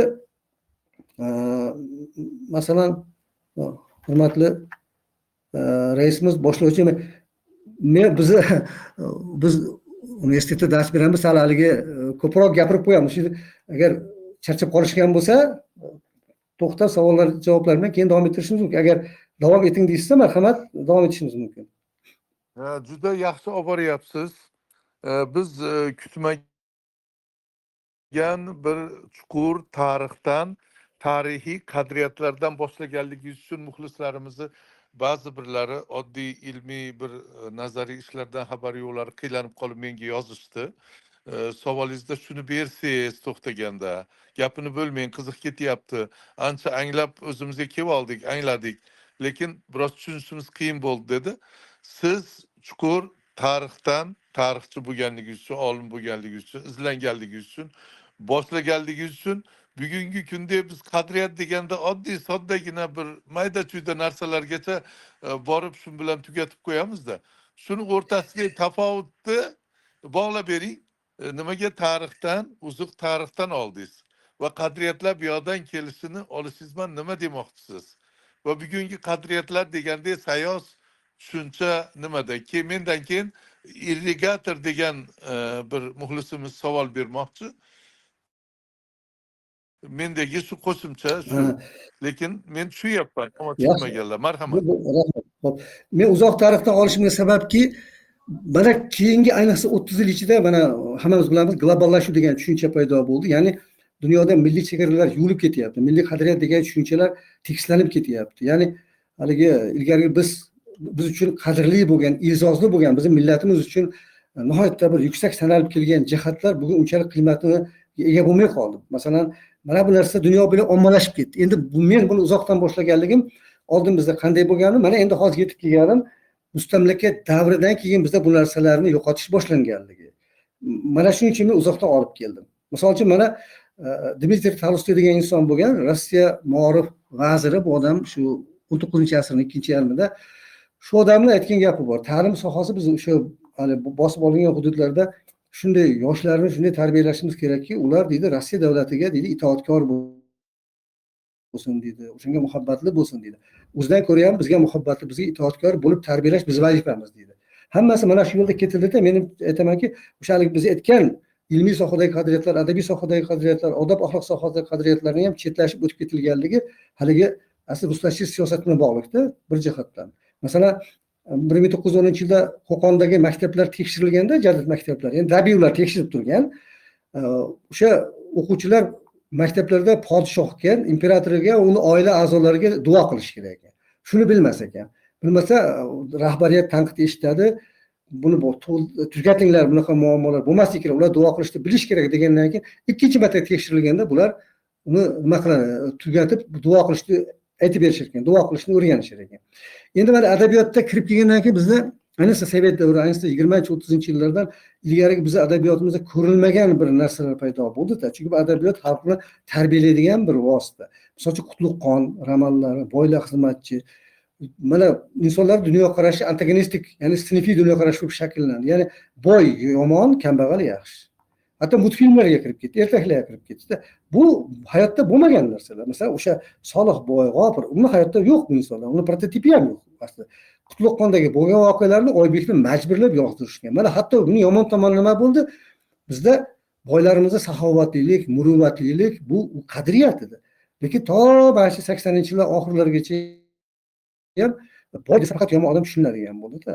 Keyin ta'lim tizimimizdagi bizda bir ajoyib jihatlar bor edi. Masalan, anchagina o'sha xonliklar davrida o'sha ta'lim tizimiga uncha dunyo bilan haligi solishtirilmagan. Ya'ni yuqorida aytib o'tdim, Rossiyada nima bo'ldi, qayerda gazeta, jurnal, bizda qachon chiqarilyapti. Shuning uchun hali bir jadid Sattorxon Abdug'afforov aytadiki, Turkiston viloyatining gazetida bu deydi, masalan, hozir chetdan bir texnika kirib kelsa deydi, biznikilar og'zini ochib hayron bo'lyapti. Qoyil shunaqa narsa bor ekan. Ha, bular biz ota-bobolarimizni ilm orqali yaratilgan-ku deyapti. Abdulvahab Ibodiy Qo'qonlik odam ham 14-yilda aytadiki, biz shunaqa darajaga kelib qoldikki, ota-bobolarimizni qoldirib ketgan narsalarni tanimaydigan bo'lib qoldik. Ilm, fan, sharaf hamma narsani qo'ldan boy berdik va xor bo'lib yuribmiz deydi. Keyin mana yana yo'qotgan narsalarimiz biz tarixiy tafakkurimizda tarixiy geografiyamiz izdan chiqdi. Mana bizga ko'proq o'sha Rossiya tarixi, SSR tarixi o'qitilganligi uchun, misol uchun biz Taros desa, mana xususan Farg'ona vodiysi aholisi O'zbekiston bu dunyo chekkasida tushunar ekan. O'zim borib keldim ekspeditsiya qilib. Va Chotqol tog'ini shimoli Taros, Talas ikkalasi, janub tomoni Farg'ona vodiysi. Bir qatam. Ilgari oradagi so'qmoq yo'llarda ota-bobolarimiz bordi keldi qilib yurgan ekan. Mana bunaqa narsalar bo'ldi. Yoki bo'lmasa mana qarangki, ilgarigi paytlarda, mana to 80-yillar oxirigacha ham er-xotinlar bir-birini chaqirganda, hozircha masalan televizor, radiolarda aytayotganda xotin deb chaqirmagan. Yoki bo'lmasa otini aytib chaqirmagan. Men o'zim ham bilaman. Mana men yoshligimda bilaman. Buvilarimiz, buvalarimiz bir-birini chaqirganda katta farzandi nomi bilan chaqirar edi. Bu bizda qadriyat edi. Misol uchun katta farzandi Abduqahhor bo'lsa Abduqahhor deb, xotinini erini Abduqahhor deb chaqirar edi. Ya'ni bu otini aytib chaqirmasdan Abduqahhor degani orada parda edi. Hozir darrov mush ko'tarib borib ur Yosinni qo'ydim devorishdan oldin haligi xotinini bir ish yoqmaydigan bo'lsa Abduqahhor demasa, Sanobar deydigan bo'lsa, taslaka bilan tushirgandek bo'lar edi. Bu yo'qotgan qadriyatlar va hali ham tiklanmayotgan, davom etayotgan yo'qotishlar bular. Mana men bilaman, o'sha 80-yillar o'rtalarida Toshkentda o'qiganimizda ham Toshkentdagi yoshi katta odamlar oilasini, xotinini uyda bolalarim derdi. Bolalarim. Hozir vodiyda bolalarim deydi. Ya'ni xotinim demaydi. Qaydan kirib keldi? Televizorda xotin mehmonlar qarab qo'y, choy damla. Bu bizning milliy qadriyatimiz emas. Bunda bu muomala yo'q bizda aslida. Masalan, yana bir narsa bor edi. Ilgari kelin-kuyovlarni bo'lishib qo'ygandan keyin qudalashib o'zaro kelishib qo'ygandan keyin haligi kelin kuyov tomonidan yashirinib yurardi. Kuyov kelin tomonidan yashirinib yurar edi. Bugun qanaqa telefon olib borib beryapti? Men sen bilan bog'lanib turay. Yoki bo'lmasam ilgari xotin bo'lgandan keyin kelin kuyov 1 oy 2 oygacha ham misol kuyov ko'p holatda sizlagan, agar sensiramoqchi bo'lsa haddi sig'masdan 1 oy 1,5 oydan keyin sensirar edi. Hozircha to'ydan oldin sensirab oladi. Biz yo'qotayotgan qadriyatlar bular. Bu oilani mustahkamligiga zarba beradigan tushunchalar, keyin kirib kelgan salbiy holatlar. Yoki bo'lmasam ilgari bu oriyatgan bog'liq, milliy g'urur, oriyat arazlab kelib qoladigan bo'lsa, birorta odamning qizi uni ko'chaga chiqarmas edi. U arazlab kelgani uyda o'tirganini bildirishmas edi. Mabodo bitta qo'shni so'rab bo'lsa ham, bu hozir mazasi yo'q edi, shuncha uyda o'tirganida falon deyishardi. Imkon bo'lsa o'zi olib borib gaplashib, yaxshilik bilan yarashtirib muammoni hal qilib kelardi. Ajrashishlar kam bo'lardi shuning uchun. Masalan, men shaxsan 19-asrning shu 1870-yilda birinchi gazeta chiqqan bo'lsa, shu 1940-yilgacha bo'lganlarni shu gazeta jurnallarni titkiladim. Biror joyda qo'ydi ishda ajrashish degan narsani ko'rmadim. Endi urush yillari tabiiy. Bu asosan 50-yillardan keyin, ko'proq 60-yillardan keyin boshlandi. Mana hozir masalan 2025-yilning birinchi 9 oyligida 177 ming nikoh O'zbekistonda qayd etilgan. Lekin ming afsuski 35.400 ta ajralish ham qayd etilyapti. Ilgari bunday bo'lgan. Bu o'ziga yaqin fojia aslida. Yana mana bu umumiy hamdardlik bu bizni millatimiz uchun xos edi. Faqat o'zbek, tojikka ham, qo'qqa ham. Masalan, 80-yillar o'rtalarida uyda hashar qiladigan bo'lsa, mardik olib kelinmagan. Biror kishi bir tuproq sog'ib qiladi, lombas qiladi, uy suvoydi, nimadir qilayotgan bo'lsa, birov qirgan emas. Ko'chadan ko'rib qoldimi, darrov borib eski kiyimini kiyib turib, kimdir sabzi piyozlar to'g'rashga kirishib ketgan, kimdir borib o'sha tuproqlarni olib chiqqan, kimdir boshqa narsalar qilgan va buning uchun hech kim mablag' talabmagan. Bugun mardikor olib kelinyapti. Hatto to'y bo'ladigan bo'lsa, kechqurun soat 12-1largacha o'tirib bo'lsa ham, to'ydan odamlar ketgungacha ham yuvishib, tarashib, yig'ishtirishib, keyin qo'ni-qo'shnilar chiqib ketadi. Bugun biz mardikor olib kelyapmiz. Bugun uzoqlashib ketyapmiz. Bir tan deb mahalla o'zini hisoblardi. Mahalla institutini o'rnini yuksak bo'lgan. Biz mana bularni qayta tiklashimiz kerak. Keyin ilgari saxovatiylar ko'p bo'lgan bizda, millatimizda. Juda ham ko'p bo'lgan. Masalan, mana Hoji Ahrorvali Toshkent aholisiga 250 ming miqdorida davlat xazinasi soliq to'lash ekan. Shu xabar kelgandan keyin endi bu kishi katta boy bo'lganlar, lekin hamma katta boy ham pulini sarflayvermaydi. Bu 250 ming dinorni bu juda katta summa. Mana deb beraverar ekanlar, odamlardan olmanglar deb. Undan keyin yana 70 ming dinor berar ekanda, mabodo yana bir davlat xarajati uchun kerak bo'lsa, aholidan yomanglar, mana men beraman deb berar ekan. Bu bizning milliy qadriyatimiz, saxovatlilik. Bu narsalar yo'q ketdi anchagina. Mana jadidlardan 1914-yilda mana Namanganda Mirza Hamdam Og'alikov degan odam bo'ladi. Shu odam aytadiki, mahallani 4-5 ta odamni to'playdi-da, o'g'lim sunnat to'yi qilishim kerak. Endi bular yoshi 20-25dagi yigitlar endi bular aytadiki, shunga 30-40 ming so'm pul ketar ekan. Sizlar xo'p desalaring, shuni men mana bitta ustani olib kelaylik, kestirayim, shuni haqqini bering deb, shu mablag'ni otamiz qurib ketgan maktab bor ekan shu yerda shaharda. O'sha maktab qarovsiz ahvolda bo'lib qolibdi. Maktabni ta'mirlab bersam, o'qituvchilarga men kitob daftar olib bersam, shu to'yga degan pulimni shunga sarflasam deb sarflar ekanda mana. Endi mana Andijondagi juda katta boylardan Ahmadbek Hoji Temirbekov ham jadid boy 1916-yilda o'sha 4-davlat dumasini vakillari vodiyga keladi, haligi qo'zg'olonni o'rgangani, tahlil qilgani, Andijonda yig'ilish bo'ladi. Endi jadidlar qatnashadi bunda. Shunda odamlar fikrini aytar ekanda, muammolar nimada deganda, o'sha Moskvadan kelgan vakillarga butun boshli Farg'ona vodiysida zamonaviy talablarga javob beradigan oliy o'quv yurti yo'q. Bitta politexnika institutini ochish kerak der ekan. Deganda shunda savol tushar ekan, bunga qancha mablag' ketadi? 40 ming so'm mablag' ketadi. Endi bitta ishchini bir kunlik ish haqi 70 tiyin bo'lgan holat ketadi deganda, keyin Ahmadbek Hoji Temirbekov o'rnidan turar ekan, aytisharkan, buncha pulni yig'ib olish qiyin narsa, juda katta pul deganda, Ahmadbek Hoji Temirbekov o'rnidan turib, mana der ekan, shuni hozir 25 ming so'mini hozir beraman der ekan. Pul kerak bo'lsa odamlardan yig'manglar. Agar millat uchun, uni farzandlarini bilimli qilish uchun pul kerak ekan, buni men beraman sizlarga deb o'sha paytda 25 ming berar ekan. Qolganini ham men beraman degan. Mana o'sha paytdagi millatparvar, saxovatpesha boylarimiz bular. Yoki mesela Munavvar qori 1916-yilning oxirlarida Toshkentda bir yig'ilish o'tkazadi-da, bu millat dunyo bilan hamnafas yashashi kerak. Bular zamonaviy kadrlar kerak bizga. Bularni o'sha Germaniyaga, Yevropani yaxshi rivojlanayotgan davlatlariga biz o'qishga yuborishimiz kerak. Bolalarimiz o'qib kelsin deb turib, shunaqangi zo'r otashin nutq so'zlaydi. Shu so'zi tugamasdan haligi Toshkentda boylarni yig'ar ekan, o'sha 50-60 tasini. So'zi tugamasdan bir boy kelib turib, bir dasta pul tutqazar ekan. O'rtaga o'sha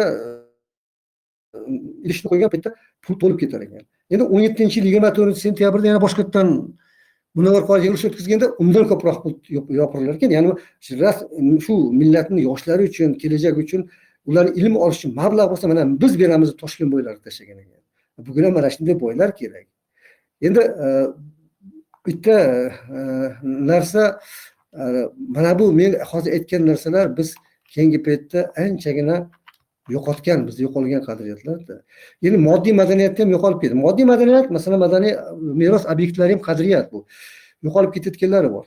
Mana hozir o'zbekni pichog'i bor. Chus pichoq, Shahrixonni pichog'i deymizmi? Yo do'ppichiligimiz, Andijon do'ppisi, Marg'ilon do'ppisi, Toshkent, Qo'qon, Namangan do'ppilari. Hozir men yaxshilab o'rganib ko'rdim bu narsani. Ana shu hunarmandchilik yo'q bo'lib ketyapti ekan bizda. Nimaga yo'q bo'layotganligini ham surishtirdim. Sababiki bu raqobat masalasi bozorlarda. Ustalarning aksariyatini yoshi 60 dan o'tgan. Bugun xorijda, asosan Xitoyda zamonaviy texnologiya asosida o'sha pichoqlarni ham, o'sha do'ppilarni ham, kulolchilik buyumlarini ham hammasini arzon holatda olib kelib, bizni uni qo'li bilan ishlab chiqarayotgan hunarmandimizdan ancha arzon qilib tiqishtirib tashlayapti.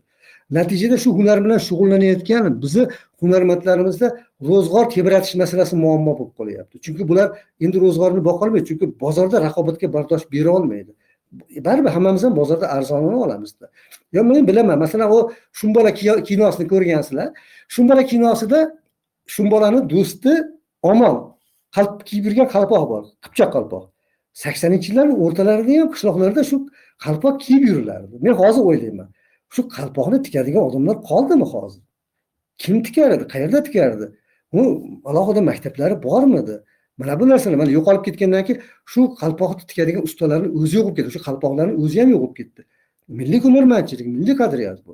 Yoki masalan 80-yillarning o'rtalarigacha ham kelinchaklarimiz, mana hammamiz yoshimiz katta, o'zini sepini o'zi qilardi.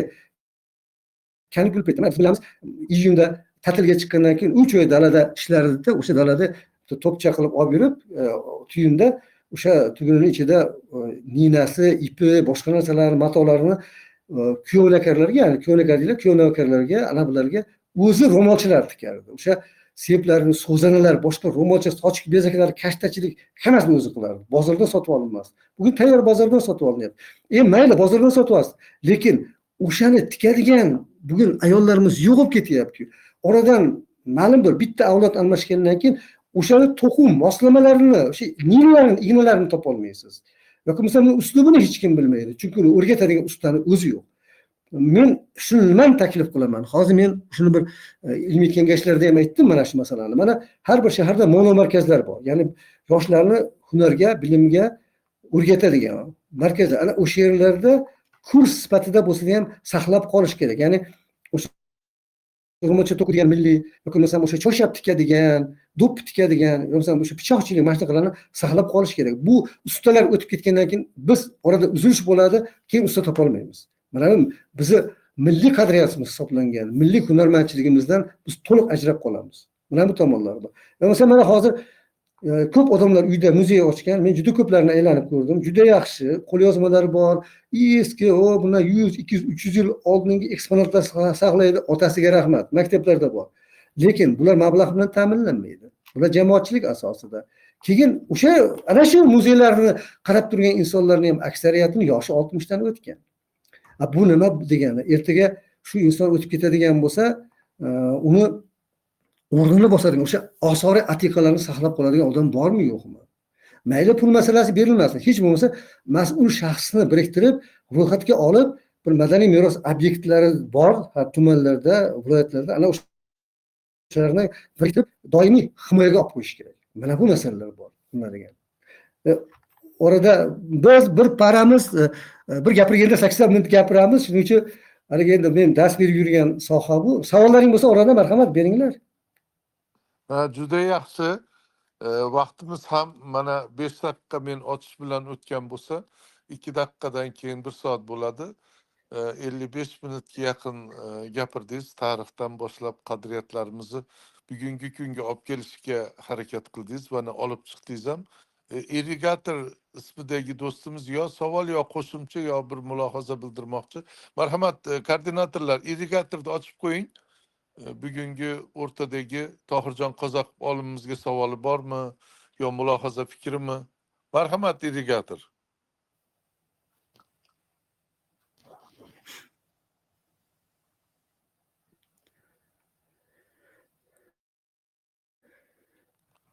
Mikrofoningiz ochiq.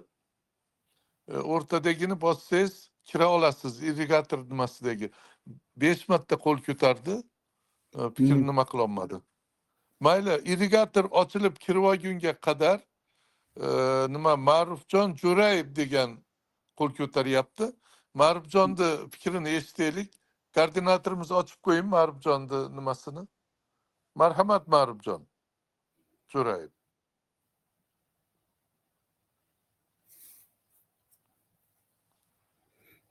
Qanday bog'lash olmayapti shekilli bular.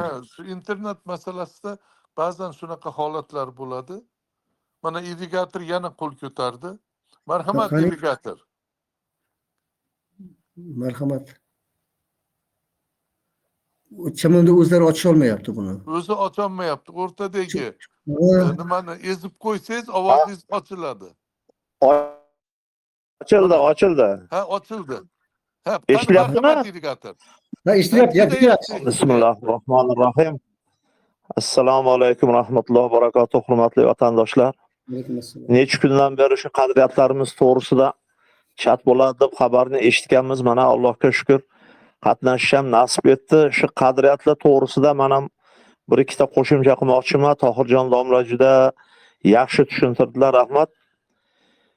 Millatni milliyligini yo'qotish uchun birinchi qadriyatiga hujum qilinar ekan. Men shuni o'zimni uzoq yillik o'rganishlarimdan kelib chiqib aytayapman.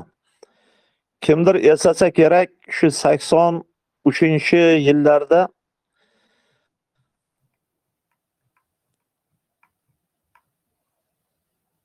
uzilib qoldi. Yaxshi, antena yo'q ekan shekilli. O'zi internetim chataq deb 3-4 kishi yozuvdi. Irrigator harakat qiling. Ovozingiz ochiq, mikrofoningiz ochiq.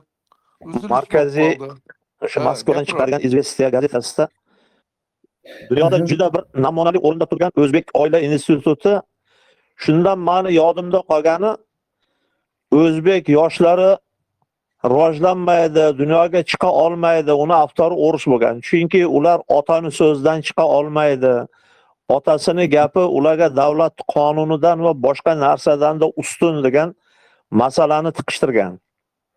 Demak, millatligidan chiqarish uchun uni avvalo qadriyatiga hujum qilinar ekan. Shu 83-yilda men o'zim o'qiganman. Rossiyada yurardim o'sha paytda, xizmat davrida. Endi mana o'zbeklardan chiqqan katta qomusiy olim Marshal Alixon To'ra Sog'oniy bir yaxshi gaplar bor-da. Biz dedilar, axloq ikki xil bo'ladi, vataniy axloq va madaniy axloq. Biz madaniy axloqni emas, vataniy axloqni o'rganishimiz kerak Yevropadan. Hali Tohirjon aytdilar-ku, Fransiyada Karl 7, Karl 8 davridagi markazlashgan davlat qurilishi. Mana bu endi vataniy axloq edi.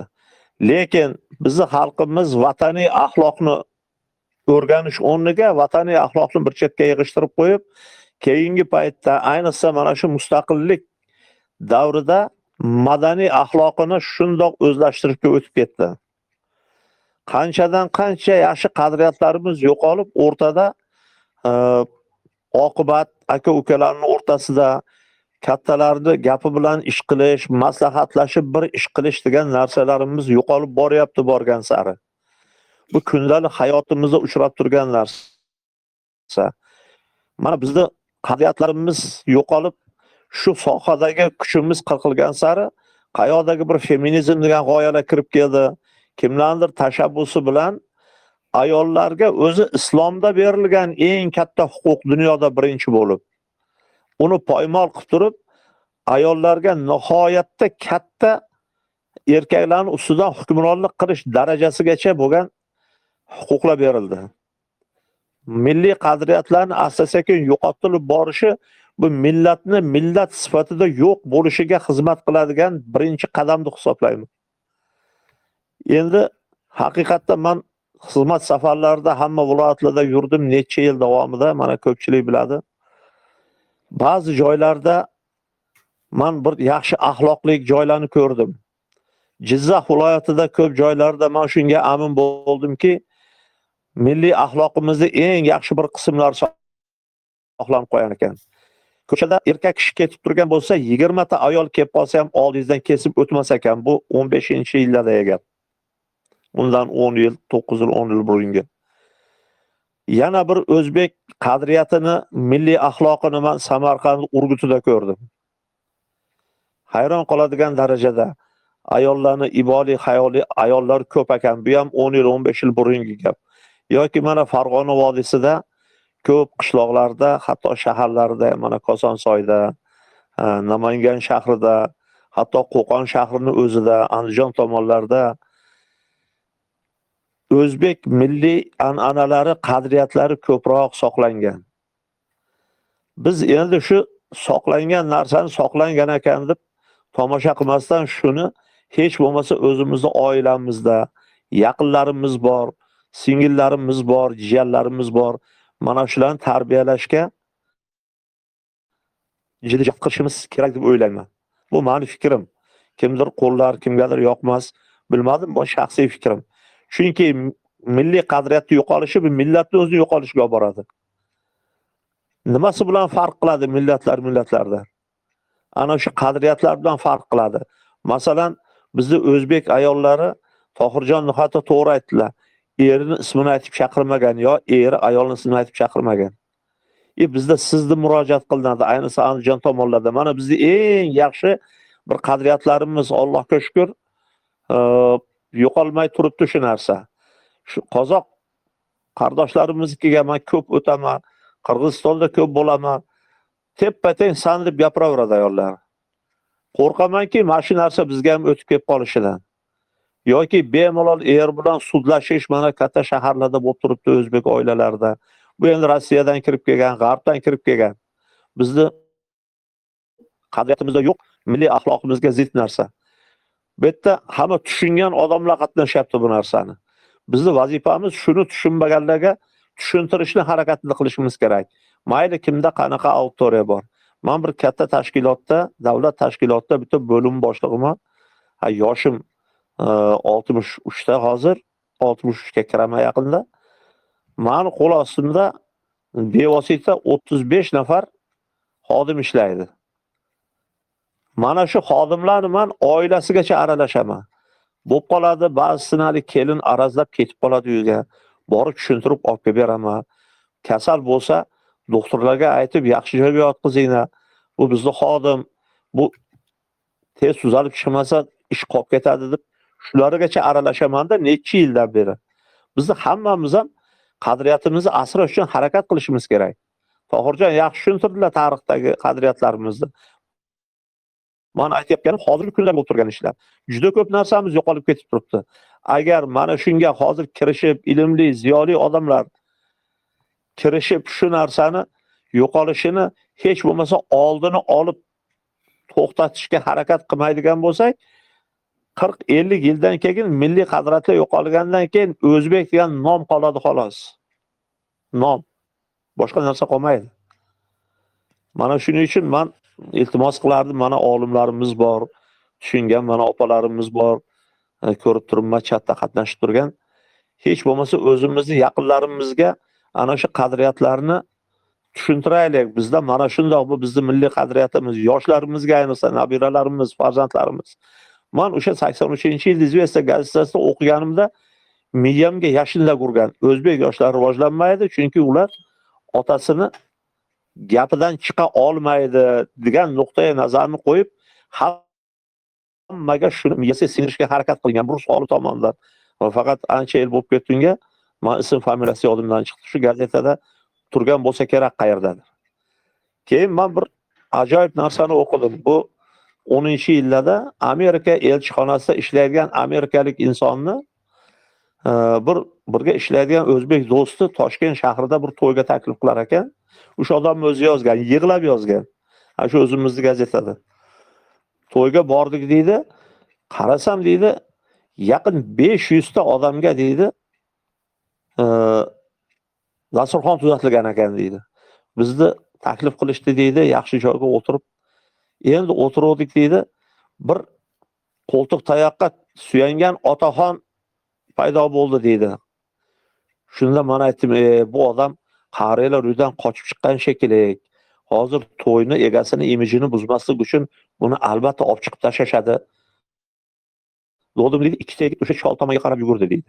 Ana aytganimda hozir olib tashlashadi chiqqan joyga desam, ular ikkita qo'ltig'iga qarab yetaklab to'yni to'riga qarab boshladi deydi.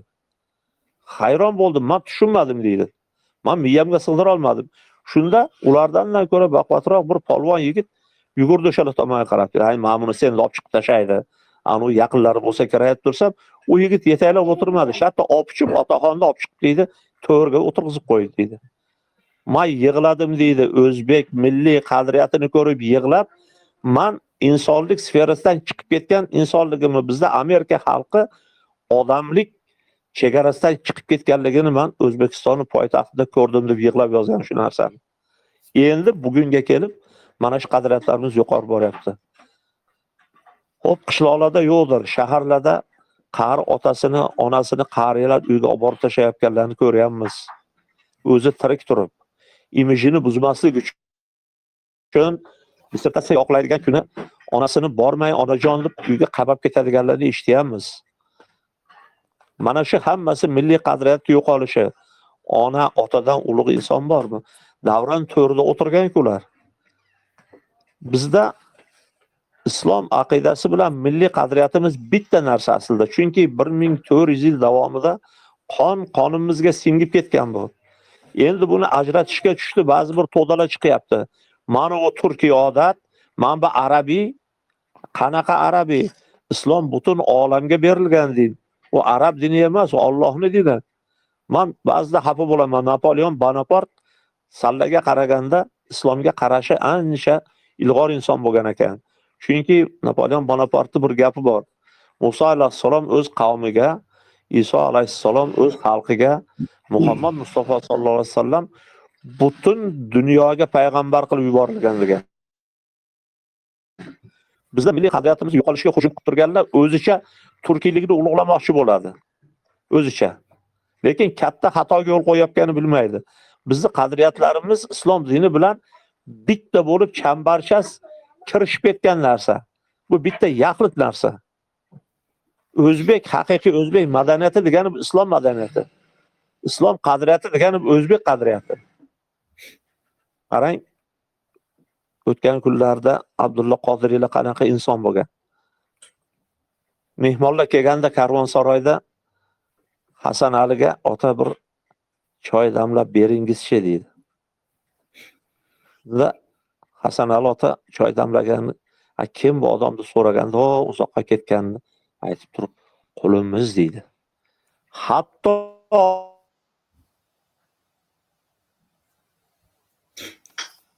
Mayli, yana uzilib qoldi.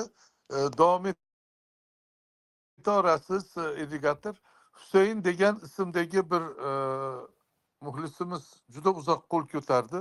Husaynni ochib qo'ysanglar, undan keyin ahli sunna ham juda uzoq qo'l ko'tarib charchadi. Vaqtimiz 1 soatdan o'tib ketsa ham biroz do'stlarni, muxlislarni eshitaylik deyapmiz. Koordinatorlar Husaynbekni ochib qo'yinglar. Ochdinglarmi Husaynbek? Marhamat, davra sizniki. Assalomu alaykum akalar. Va alaykum Alloh assalom. rozi Xush kelibsiz bo'lsin. bolam. Xush kelibsiz. Alloh rozi bo'lsin. Men Jumlamizdan. sezganim, ko'rib turganim ancha yoshi ulug' akalarimiz davrada so'z yuritar ekan. Bu bizlar uchun bizda ham yoshimiz 50 ga yaqinlashib qoldi, lekin atrofimizda juda yosh bolalar ko'p. Bizda ham o'zimizda auditoriyamiz bor. Bu yerda minglagan insonlar eshitadi.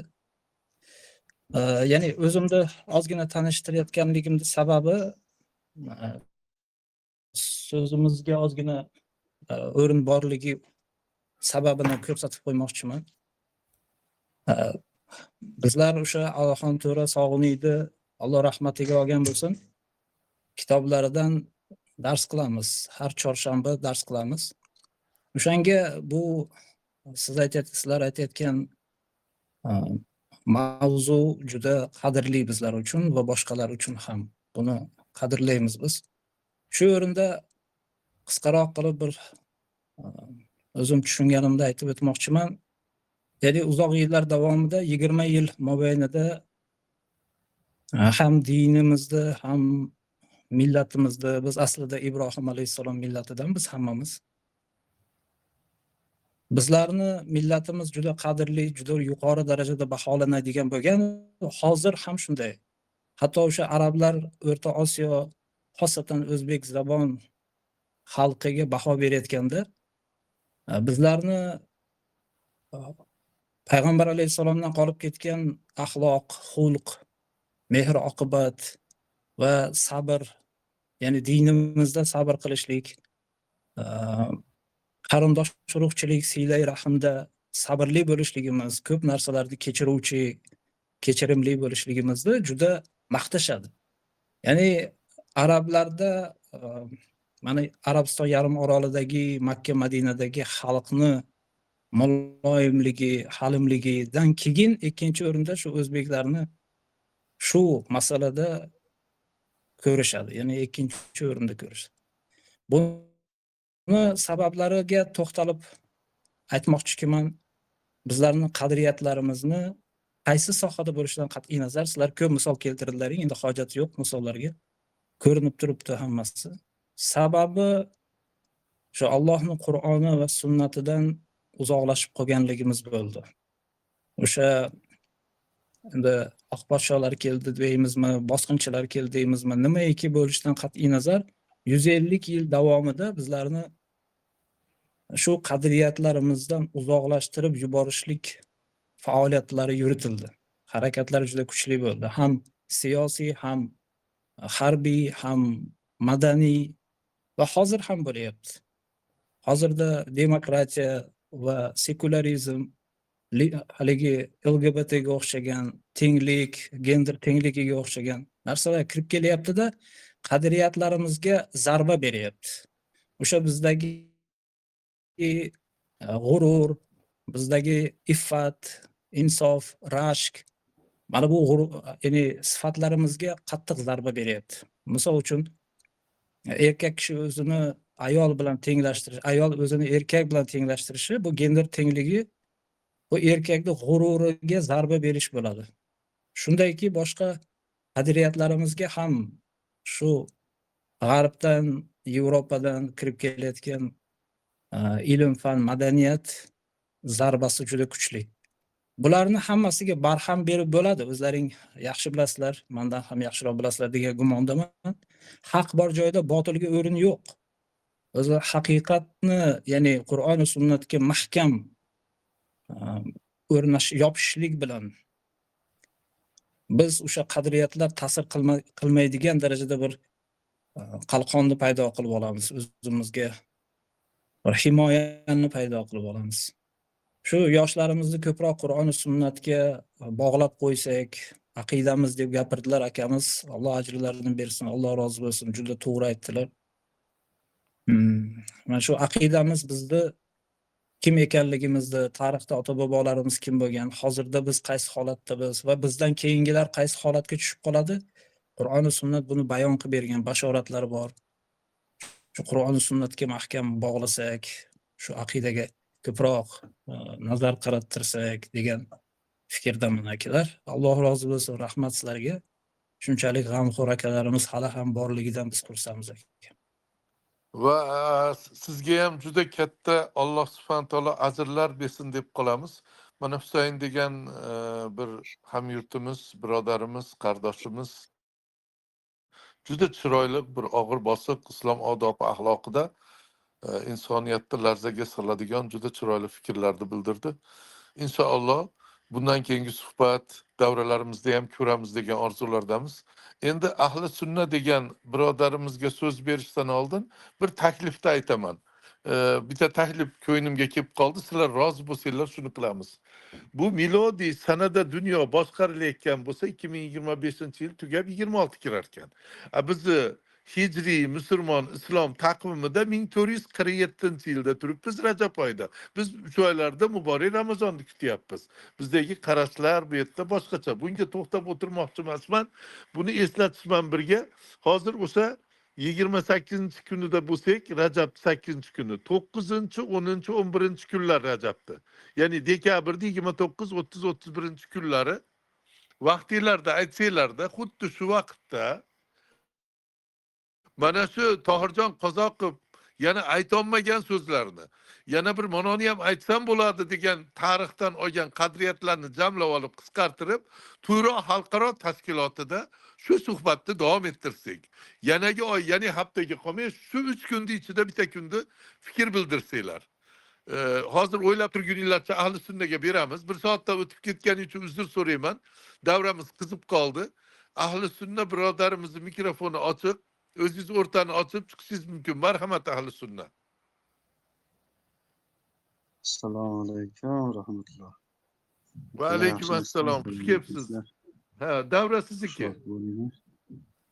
Yo'q, fikr bildirishdi. Bu akalar mendan oldingi akalar yaxshi fikr bildirishdi. O'zi shu haqda men ham ozgina aytmoqchi edim. Meniki oshiqcha bo'lib qoladi. Bu davrani egasi Tohirjon aka shekilli mavzuda egas. Shu kishiga bir savol berib qo'ya qolsam. Mayli.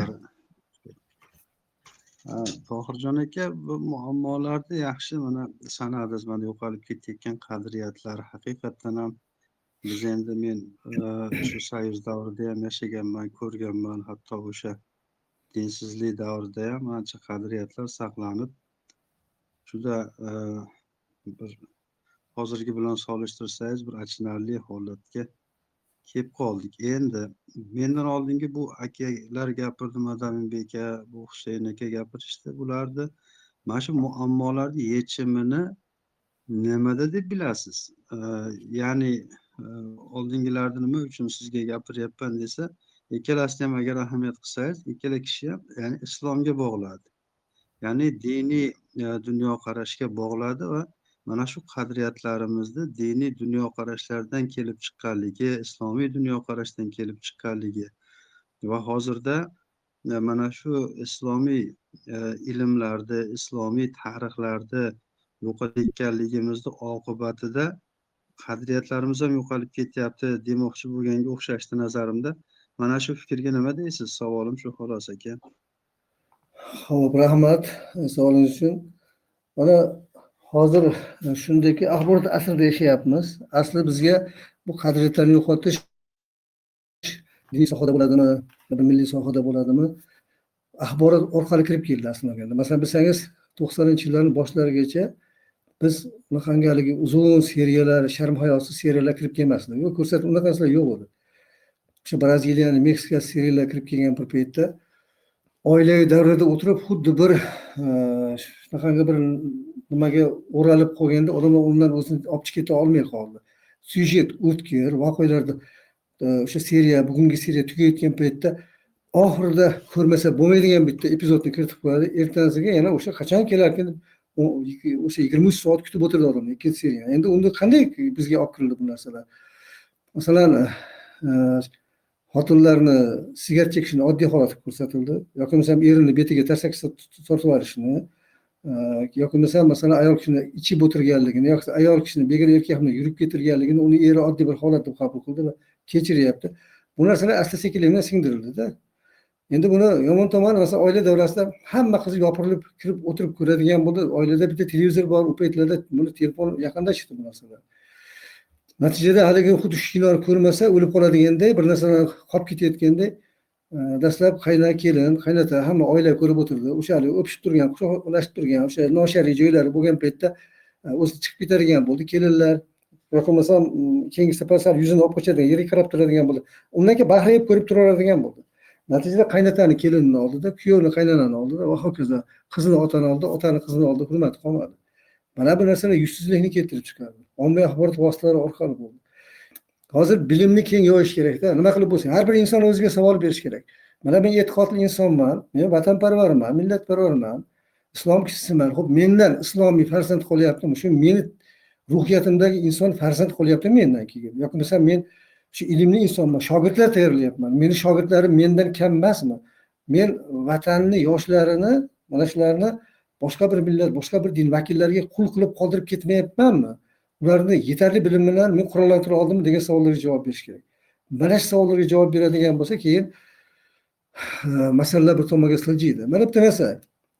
Masalan, yoshlarni biz bilimsiz bo'ldi deymiz, lekin anchagina kuchlari ham bor. Aytaylik, bundan 20-25 yil avval juda ham qiz chiqarish masalasi qiyinlashib ketdi. Men o'zim mahalla komitetlariga dars berdim. Hatto shu darajadaki menga shikoyat qilib kelishdi. Bir qo'shnimda kambag'al insonni uyini sovchi bo'lib kelishdi dedi. Kelgan bir paytda o'sha eshikdimda kelibdi. Bular darvozasi o'zgarmayapti-yu, bu ertaga uni hali tog'orlar qilib bera olmaydi hayitlarda bular deb turib, shunday qo'lda hunari bor, chiroyli bir kelishgan aqlli hushli qizlarga sovchi bo'lmasdan kirmasdan ham qaytib ketishdi dedi. Chunki asosiy masala qiz tomon bu kuyov tomonga nimalardir qilish kerak to'ydan keyin degan tushunchalar va hatto kuyovni kiyintirib qo'yish kerak. Juda muammolar to'lib ketgan. Lekin mana shu iymon egalari, mana bilimli insonlarimiz ijtimoiy tarmoqlarda to'xtovsiz tanqid qildi, to'xtovsiz gapirdi, imomlarimiz gapirishdi. Mana buni orqasidan bugun deyarli kun tartibidan olib tashlanadi. Ilgarigidek emasda. Aksariyat holda yigitlar o'sha narsalar ko'rgandan keyin, misol uchun, "Yo'q, men o'zim qilaman kiyimni, yo'q, men Xudo tomoniga qildirmayman, yo'q, men xotinim olib bergan narsani kiymayman, o'zim kiyaman" degan masalaga o'tdi. Biz mana shu masalan dushman qanday qurollasa, shunday qurollaning deyilgan. Ijtimoiy tarmoqlar bular egalladimi? Ijtimoiy tarmoqlarda faoliyat olib borish kerak. Uni yaxshiroq egallash kerak. Mana bu masalalar va keyin biz o'zimizni o'nglashimiz kerak. Har bir gapirayotgan inson o'zi amal qilish kerak. Men hali yangi safar hukumat raisimizga bir aytar edim. Shu men o'zim o'sha aytaman, juda ko'p gaplarim bor bu masalada. Biz bir narsani bilishimiz kerak. Shunday mazmunda hadis bor ekanki, qora-kalarimiz bilishadi. Sizlar qanday bo'lsalaring, sizlarga ana shunday insonlar rahbar etiladilar deyilgan mazmunda hadis bor ekan. Yoki bo'lmasam mana Rad surasining 11-oyatida shu mazmunda bor ekanki, Alloh taolo qavmni, bandalarini holini o'zgartirmas ekan, toki ular o'zlari o'zgarmagungacha.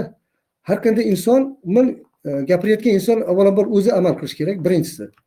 Bundan keyin u o'zi amal qilsa, misol uchun qarang, biz hamma hayotni o'zgartiramiz, qadriyatlarni tiklaymiz, iymon e'tiqodga qaytaramiz insonlar deymiz. Men ko'raman, misol hozir gazda navbatda turgan 2 kilometrga cho'zilib ketgan o'sha navbat kutib turgan mashinalarimizda o'tirgan shopirlarni hozirgacha birortasini qo'lida kitob yo gazeta bo'lganini ko'rmadim. Yo'q, telefon tiklash, telegram tiklash, shuni ko'rib o'tirishda. Telegramda o'qilgan narsa xotirada vaqtinchalik xotira ketadi. Kitob boshqa narsada. To bu insonlarni bo'ynini kitobga egilmas ekan, bu hech qanday katta oldiga chiqib bo'lmaydi baribir. Keyin masalan, o'sha bir joyda oldida o'sha zapravkada 5 so'm pulni olib, navbatsiz qo'yayotgan bo'lsa, o'sha yondagi dindoshini, vatandoshini yuziga oyoq qo'yib turib, "Men bola chaqam bor, kerakashlik qilishim kerak, palon deb turib, o'shini yuziga oyoq qo'yib o'tib ketdimi, bu insonda vatanparvarlik yo'q-da. Bu holatda biz ishimizni Alloh taolo o'ylab bermaydi. Bu aytilgan narsada biz o'zimizni isloh qilishimiz kerak. Jamiyatda kishilar o'zini isloh qilish kerak-da. Masalan, hozir men yuqorida bekorga aytmadim. Amir Temurni nimaga o'sha paytda dunyoni egalladi bular? Nimaga? Shu axir 1000 kilometr masofani bosib kelib, uyini oldidan o'tib ketayotganda, "Kiring bola chaqangizga men keldim, ko'rishib qo'ying" desa kirmadi. Bular o'zi amal qildi. O'shanga yarasha sohibqorona, unga sadoqatli bo'ldi-da. Rahbarlar ham unga yarasha muomala qildi. Juda ko'p misol keltirish mumkin. Ana o'shaqa bo'lgan paytda biz yutuqlarga erishdik. Umuman men aytmoqchimanki, quyini ommaviy axborot vositalarini kuchaytirish kerak. Kuchaytirish kerak. Masalan, Rossiyaning propagandasiga qarshi ommaviy axborot vositalari qanday javob berish kerak? Nimalarni e'tiborga berish kerak? Qanday uslubdan foydalanish kerak? Buni ham bir chiqish qilib bersam, masalanda.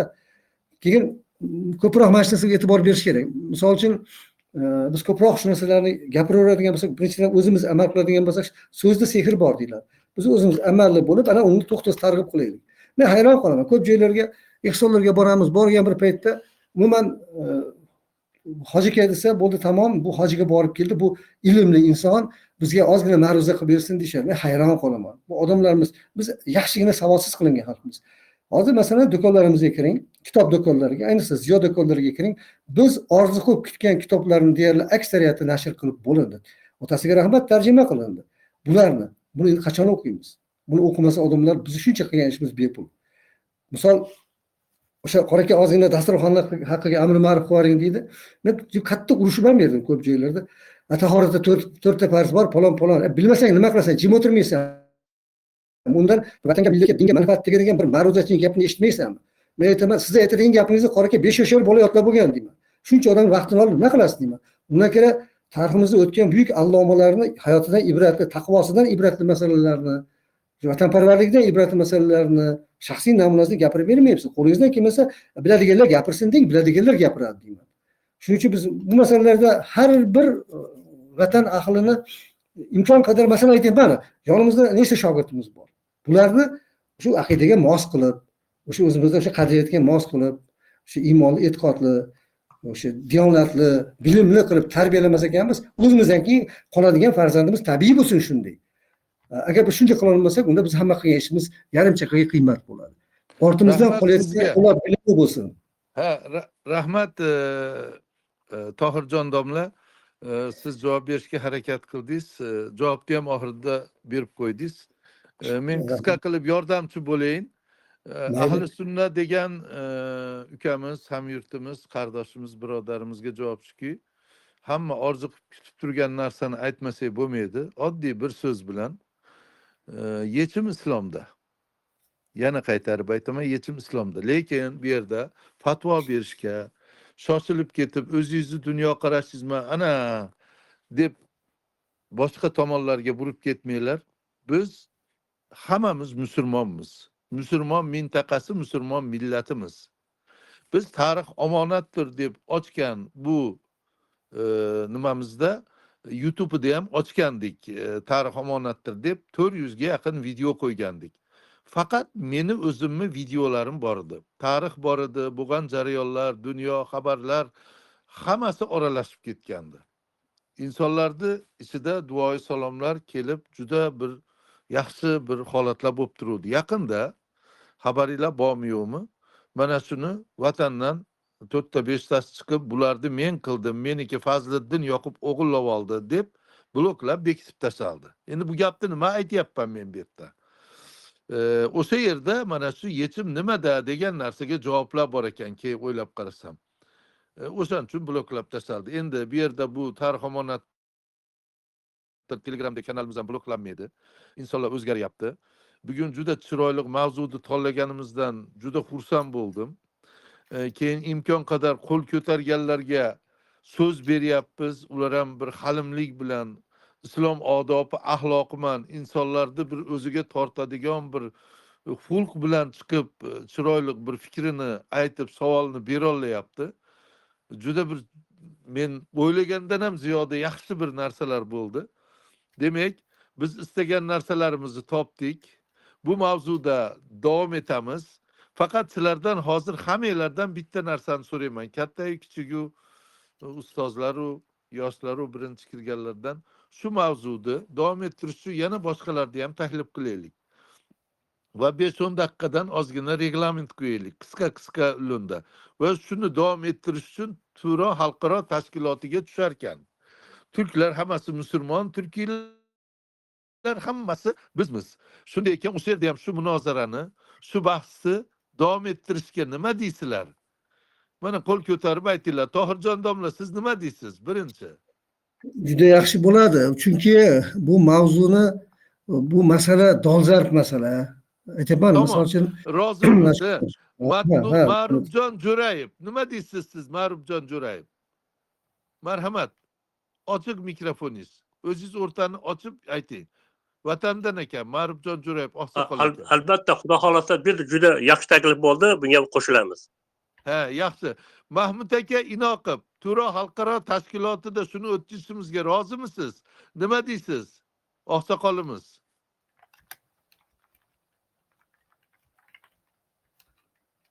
Ochiq, o'rtani bossangiz, sizning mikrofoningiz ochiq. Koordinator Mahmud akaning mikrofoniga diqqat eting. Mahmud aka Inoqov. Alo. Gapiring, ochildi. To'la roziman. Rahmat hammaga. Tashkil qilgan insonlarga rahmat. Albatta o'tkazish kerak. Albatta mutaxassislarni chaqirishimiz kerak. Bor bo'linglar. Ha, yaxshi.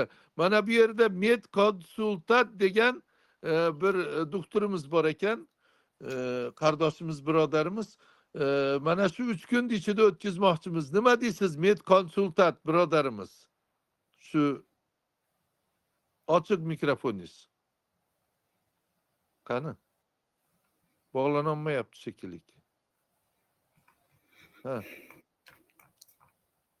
O'zingiz o'rtada nimangizni oching, mikrofoningiz ochiq. Faqat bir og'iz so'z. Shuni shu 3 kun ichida Turo xalqaro tashkilotida o'tkazsak joiz deb bilasizmi siz ham? Tushadimi? Med konsultant. Mayli, bog'lanolmayapti. Boshqa yana kimlar fikr bildiradi? Shavkat aka, fizik olimimiz, vatandan oqsoqolimiz. Nima deysiz Shavkat aka? Mikrofoningiz ochiq.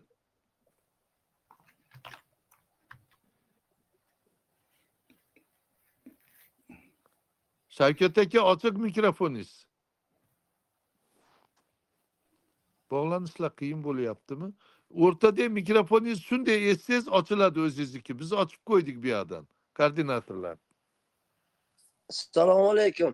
Alaykum assalom. Ayting fikringizni akajon. Albatta o'tkazinglar, albatta. Bugungi eshittirishimiz chala qoldi. Juda maza qilib eshitib vaqt masalasi chatoq bo'ldi. E'lon qilinglar, biz maza qilib eshitaylik yana. Bo'lmasa, qaranglar, dushanba, seshanba, chorshanba 29, 30, 31 dekabr, 9, 10, 11 Rajab kunlari ekan. Shu kuni kech payt yana 7 ga qo'ysak bo'ladimi? Yoki soatini almashtiraylikmi? Kechroq bo'lsinmi? Yaxshi 7 bo'ladi. 7 bo'ladigan bo'lsa, qaysi kun bo'lsin? 29 bo'lsinmi, 30 mi, 31 mi? Qaysi afzal? Menimcha 31 bo'lgani yaxshimikin deyapman. Bo'ladi, chorshanba kuni bo'ladi. Haligi odamlar yangi yil boshqa deb bu bizni dinimizga, millatimizga, qadriyatimizga mos bo'lmagan kunda shunandaqa haya qilishni o'rniga shu suhbatimizni tinglashsa-da va ajoyib bir manzara o'rtaga chiqsa, qancha yetkazolmagan narsani vatan ichi tashqarisidagi va Turk dunyosidagi insonlarimizga berolasak, kengaysa bu mavzu deyman. Nima dedingiz? Yaxshi bo'ladi. Ha. Bo'lmasa shaxsan menga ma'qul. Ha, yaxshi. Mana domlamiz ham rozi. Yana taklif qiladiganlar bo'lsa taklif qilinglar. 31 dekabr Rejab oyining 11 kuni soat necha bo'ladi? soatini kelishdik 7 ma'qul deyapsizlar. Namoz vaqtiga to'g'ri kelib qolmaydimi O'zbekistonda? Kim biladi? Yo'q, to'g'ri kelmaydi. Bo'lmasa, mana shu 7 bo'lsa Amerikada 9 bo'ladi ertalab. O'zbekistonda 7 bo'ladi. Mana qozoq, qirg'iz, o'zbek, tojik, turkman, uyg'ur, qoraqalpoq, ozari kirib qatnashib, shundan do'stlar bo'lsa chaqiringlar, ustozlar bo'lsa chaqiringlar, diniy ulamolar bo'lsa chaqiringlar. Bu qadriyat mavzusini o'z fikrlarini aytsin. Biz urushmaymiz, talashmaymiz. Bu ustozimizni yo bu olimimizni, bu do'stimizni fikri deb qo'yamizda, o'zimiz o'sha yerda shu qadriyat mavzusini keng yoritishga harakat qilib, ochib, shu mavzuni tarqataveramiz butun xalqimizga. Bo'lmasa bugun 1 soatga mo'ljallangan va ozgina oshib 1,5 soat ham bo'lishi mumkin degan bugungi qadriyat to'g'risidagi suhbatimiz chola qolyapti. Tarix omonatdir kanalidagi suhbat mavzusi tirildi. Har oyda bir chiroyli dolzarb mavzular bo'lib turadi. Ko'payib qatnashinglar. Bu yerda bir shaxsga tegis, hukumat, davlat, boshqa haligi urush, janjal, siyosiy bir narsa qilmasdan biz o'zimizni tiklash uchun dinimizga suyangan holatda qadriyatlarimizni ham dinimizdan kelib chiqqanligini isbotlash uchun o'zligimizga qaytish uchun shu mavzuni yoritishda davom etamiz. Hammani taklif qilamiz. Agar sizlar rozi bo'lsanglar 31-dekabr kuni soat 7 da Turon xalqaro tashkilotida bo'ladi. A'zo bo'lmaganlar kirib a'zo bo'linglar. Hozirgi saytlar, kanallar, boshqalarning ichida bittagina yumshoq urush, janjal, so'kinish, baqir-chaqir har xil narsalar hech kim tasholmaydigan kanal bor. Telegramda Turon xalqaro tashkiloti. Kichkina ochiqlamasini qilib qo'yay. Shu turkiy dunyolar, Turkiston bo'lsin, birlashamiz deb harakat qilyapti. Yaxshisi ham, yomoni ham, boshlig'i ham, boshqasi ham. Shu narsani biz qo'llab-quvvatlaymiz deganlar shu yerga a'zo bo'ladi. Haqiqatda bizning orzuyimiz Turk dunyosi bilan. Endi bu millatchilik bo'lib qolyapti-yu degan narsalarga yaqinda ulamolarimiz, olimlarimiz bilan o'tirib shu narsani ochiqladik. Ummatni birlashtirish qiyin ekan. Vaqt soat kelib bu narsalar bo'ladi. Insoniyat ma'rifatga erishib chiroyli yashaydi. Lekin ungacha biz qiladigan kichkina ishlar bor ekan. Shularni qilib turishik kichkina ishlardan bittasi ummatning katta bir parchasi bo'lgan Turkiy dunyoda 97-98% musulmonlar ekan. Shu parchasini birlashtirsak ham din islomga xizmat qilgan ummatni birlashtirishga qadam qo'ygan bo'lamiz ekan degan qaror bilan yakunlandik. Yana bu mavzularda davom etamiz. Turon xalqaro tashkilotida suhbatimiz davom etadi. Tohirjon domla, bugun tasodifan bo'lsa ham kirib qolganingizda ushlab oldik sizni. Keyin tayyor ekansiz. Xursand bo'ldik. Oldindan biz bilganimizda kelishib sizni chaqirib gaplashardik. Biz bilmagandik bu narsani. Ammo boshimiz osmonga yetdi. Niyatimiz xolis ekan, Xudo sizni yo'para qilib qo'ydi. Yana sizga o'xshaganlar bo'lsa, shu milliy qadriyatlarimiz to'g'risida jon kuydirayotgan, ularni ham tahlil qilsangiz, endi buni kengisida qisqa-qisqadan hammaning fikrini eshitib 5 daqiqa 10 daqiqadan shu 2 soatgacha olib boradigan qilishga harakat qilamiz. O'sha kuni o'sha bir unik bir amaldan qutulgan bo'lib, biz xayrli bir mavzuda mashg'ul bo'lib o'sha kechani o'tkazgan bo'lamiz. Rozi bo'lsanglar, hammanglarga rahmat aytib, Fazliddin Yoqub Amerikadan Turon xalqaro tashkilotiga bu mavzuni davom ettirish uchun taklif qilamiz. Bugungi suhbat to'g'risida fikr mulohazalar Tarix omonatdir kanali va gruppasiga yozinglar. Gruppaga har kim yoza oladi. Meni o'zim lichkamga ham yozinglar. Fikr va boshqalarni tugatayotganda bobo degan odam qo'l ko'tarib qoldi. Hurmatsizlik bo'ladi. Qani eshitaylik, bu hamyurtimiz ham marhamat. Mikrofoningiz ochiq. Bobo ismidagi bir hamyurtimiz. Marhamat. O'rtani ezingda fikringizni bildiring. Tugatyapmiz biz. Bobo. Nima? Koordinatorlar ochib qo'ydinglar. Assalomu alaykum. Va alaykum assalom. Avvalambor shu nima deydi kanalda ochganlarga katta rahmat. Hamma shu Turkiy xalqlarida qaytadan o'zligini anglash uchun harakat qilish boshlanibdi. Yaxshi fikr, yaxshi nima deydi kelajakda bo'ladigan o'zligimizni anglaydigan darajadagi fikrlar ekan. Biz ham hozir aytgan narsalaringizga qo'shilamiz. Ayniqsa Tohirjonni berib aytilgan so'zlari juda katta madaniy merosimizni tiklash, o'zligimizni tiklash, qadriyatlarimizni haqiqatda bardavom qilishimizga biz ham qo'shilamiz. Rahmat shularni tashkil qilganlaring uchun. Bu keyinchalik keyingi eshittirishda esa o'sha kerakli mutaxassislarni ham taklif qilsak bo'ladimi yana? Shuni so'rab qolmoqchi edim.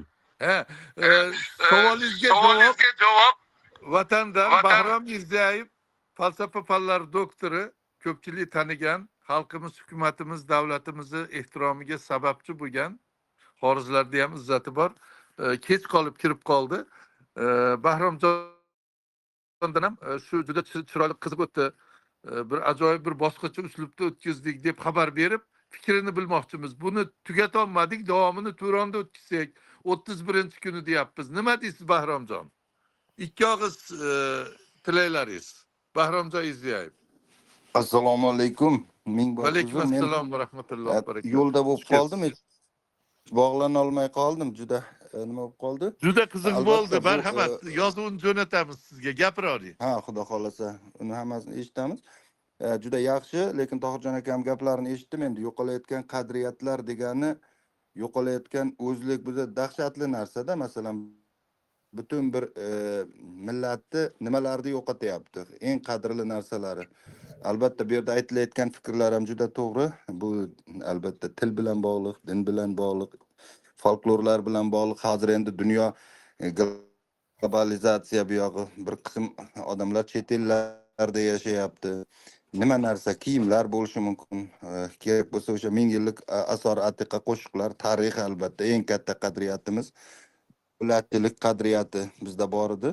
Shuning uchun bu mavzuni ko'targanlarga rahmat. Albatta qo'ldan kelgancha men endi juda ham istagandim, yo'lda bo'lib qoldim. Shuning uchun faqat rahmat aytamiz qiziqish bildirayotganlarga ham. Bu Turonda albatta bu mavzu muhokama, doimiy muhokamada bo'lishi kerak, doimiy mubahasada bo'lishi kerak. O'ylaymanki, to'g'ri o'ylanyapti. Rahmat. Yashang, rahmat. Mana olimlarimiz deb so'radingiz, kirdi. Irrigator tugatishimizga hech kim yo'l bermayapti. Oxirida qizib qoldi. Marhamat irrigator. Fikringizni ayting, keyin tugatamiz. Irrigator, marhamat. Ochiq. Shu O'zingiz ha, marhamat. taklifim Mahmudjon aka Qo'shqorov degan olim bor ekanlar. Amerikada yashar ekanlar. To'g'rimi? Bu shu qadriyatlar to'g'risida, turkiylar madaniyatlari to'g'risida ko'p narsalarni o'qidim. Shu odamni topib taklif qilganimizda bu olim odam ekanlar, yaxshi bo'lardi. Shuni taklifni bermoqchi edim men. Rahmat. Endi azizlar, masatdagilar, qozoq, qirg'iz, o'zbek, tojik, turkmanlardan va boshqa qiziqqanlardan mana shunday bir Turon xalqaro tashkilotda qadriyatlar mavzusi bo'lyapti. Tugatolmadik. Tarix omonattirda boshlab bu yerda tugatiladigan bo'ldi. Hatto tugatilmaydi, davomli mavzuyimiz bo'lib qoladi dedi. Hammani qiynagan mavzu deb e'lon qilsanglarda va 31-kuni shuni gavjum o'tkazib, kim biladi hali tongga tarqaveramizmi? Inshaalloh. Hamma qatnashganlardan rozi bo'ldik, xursandmiz. Yana qancha savolni, fikrini aytolmaganlarga ham yo'l beramiz. Keyingi safar shu yo'lda bo'lib qolib boshqa qilolmagan shu domlamiz Bahromjonni ham bir 5 daqiqa ochib berishini so'rab qolamiz. Keyin Tohirjon domla aytolmaganlarni aytadi, irrigator ham aytadi va boshqalar ham yana yangi kirganlar, biz ulashonlab qatnashadiganlar bo'lsa hammasini tahlil qilib qolamiz. Shu oxirda qizitib yuborishdi. Bundan keyin boshidan shu kayfiyat bilan boshlaylik. Shunday faollik bo'lsa hammamizda. Mayli, rahmat. Allohga omonat bo'linglar. 31-kuni Turon xalqaro tashkilotida ko'rishguncha hammanglar salomat bo'linglar. Assalomu alaykum va rahmatullohi va barakatuh. Va alaykum assalom va rahmatullohi va barakatuh.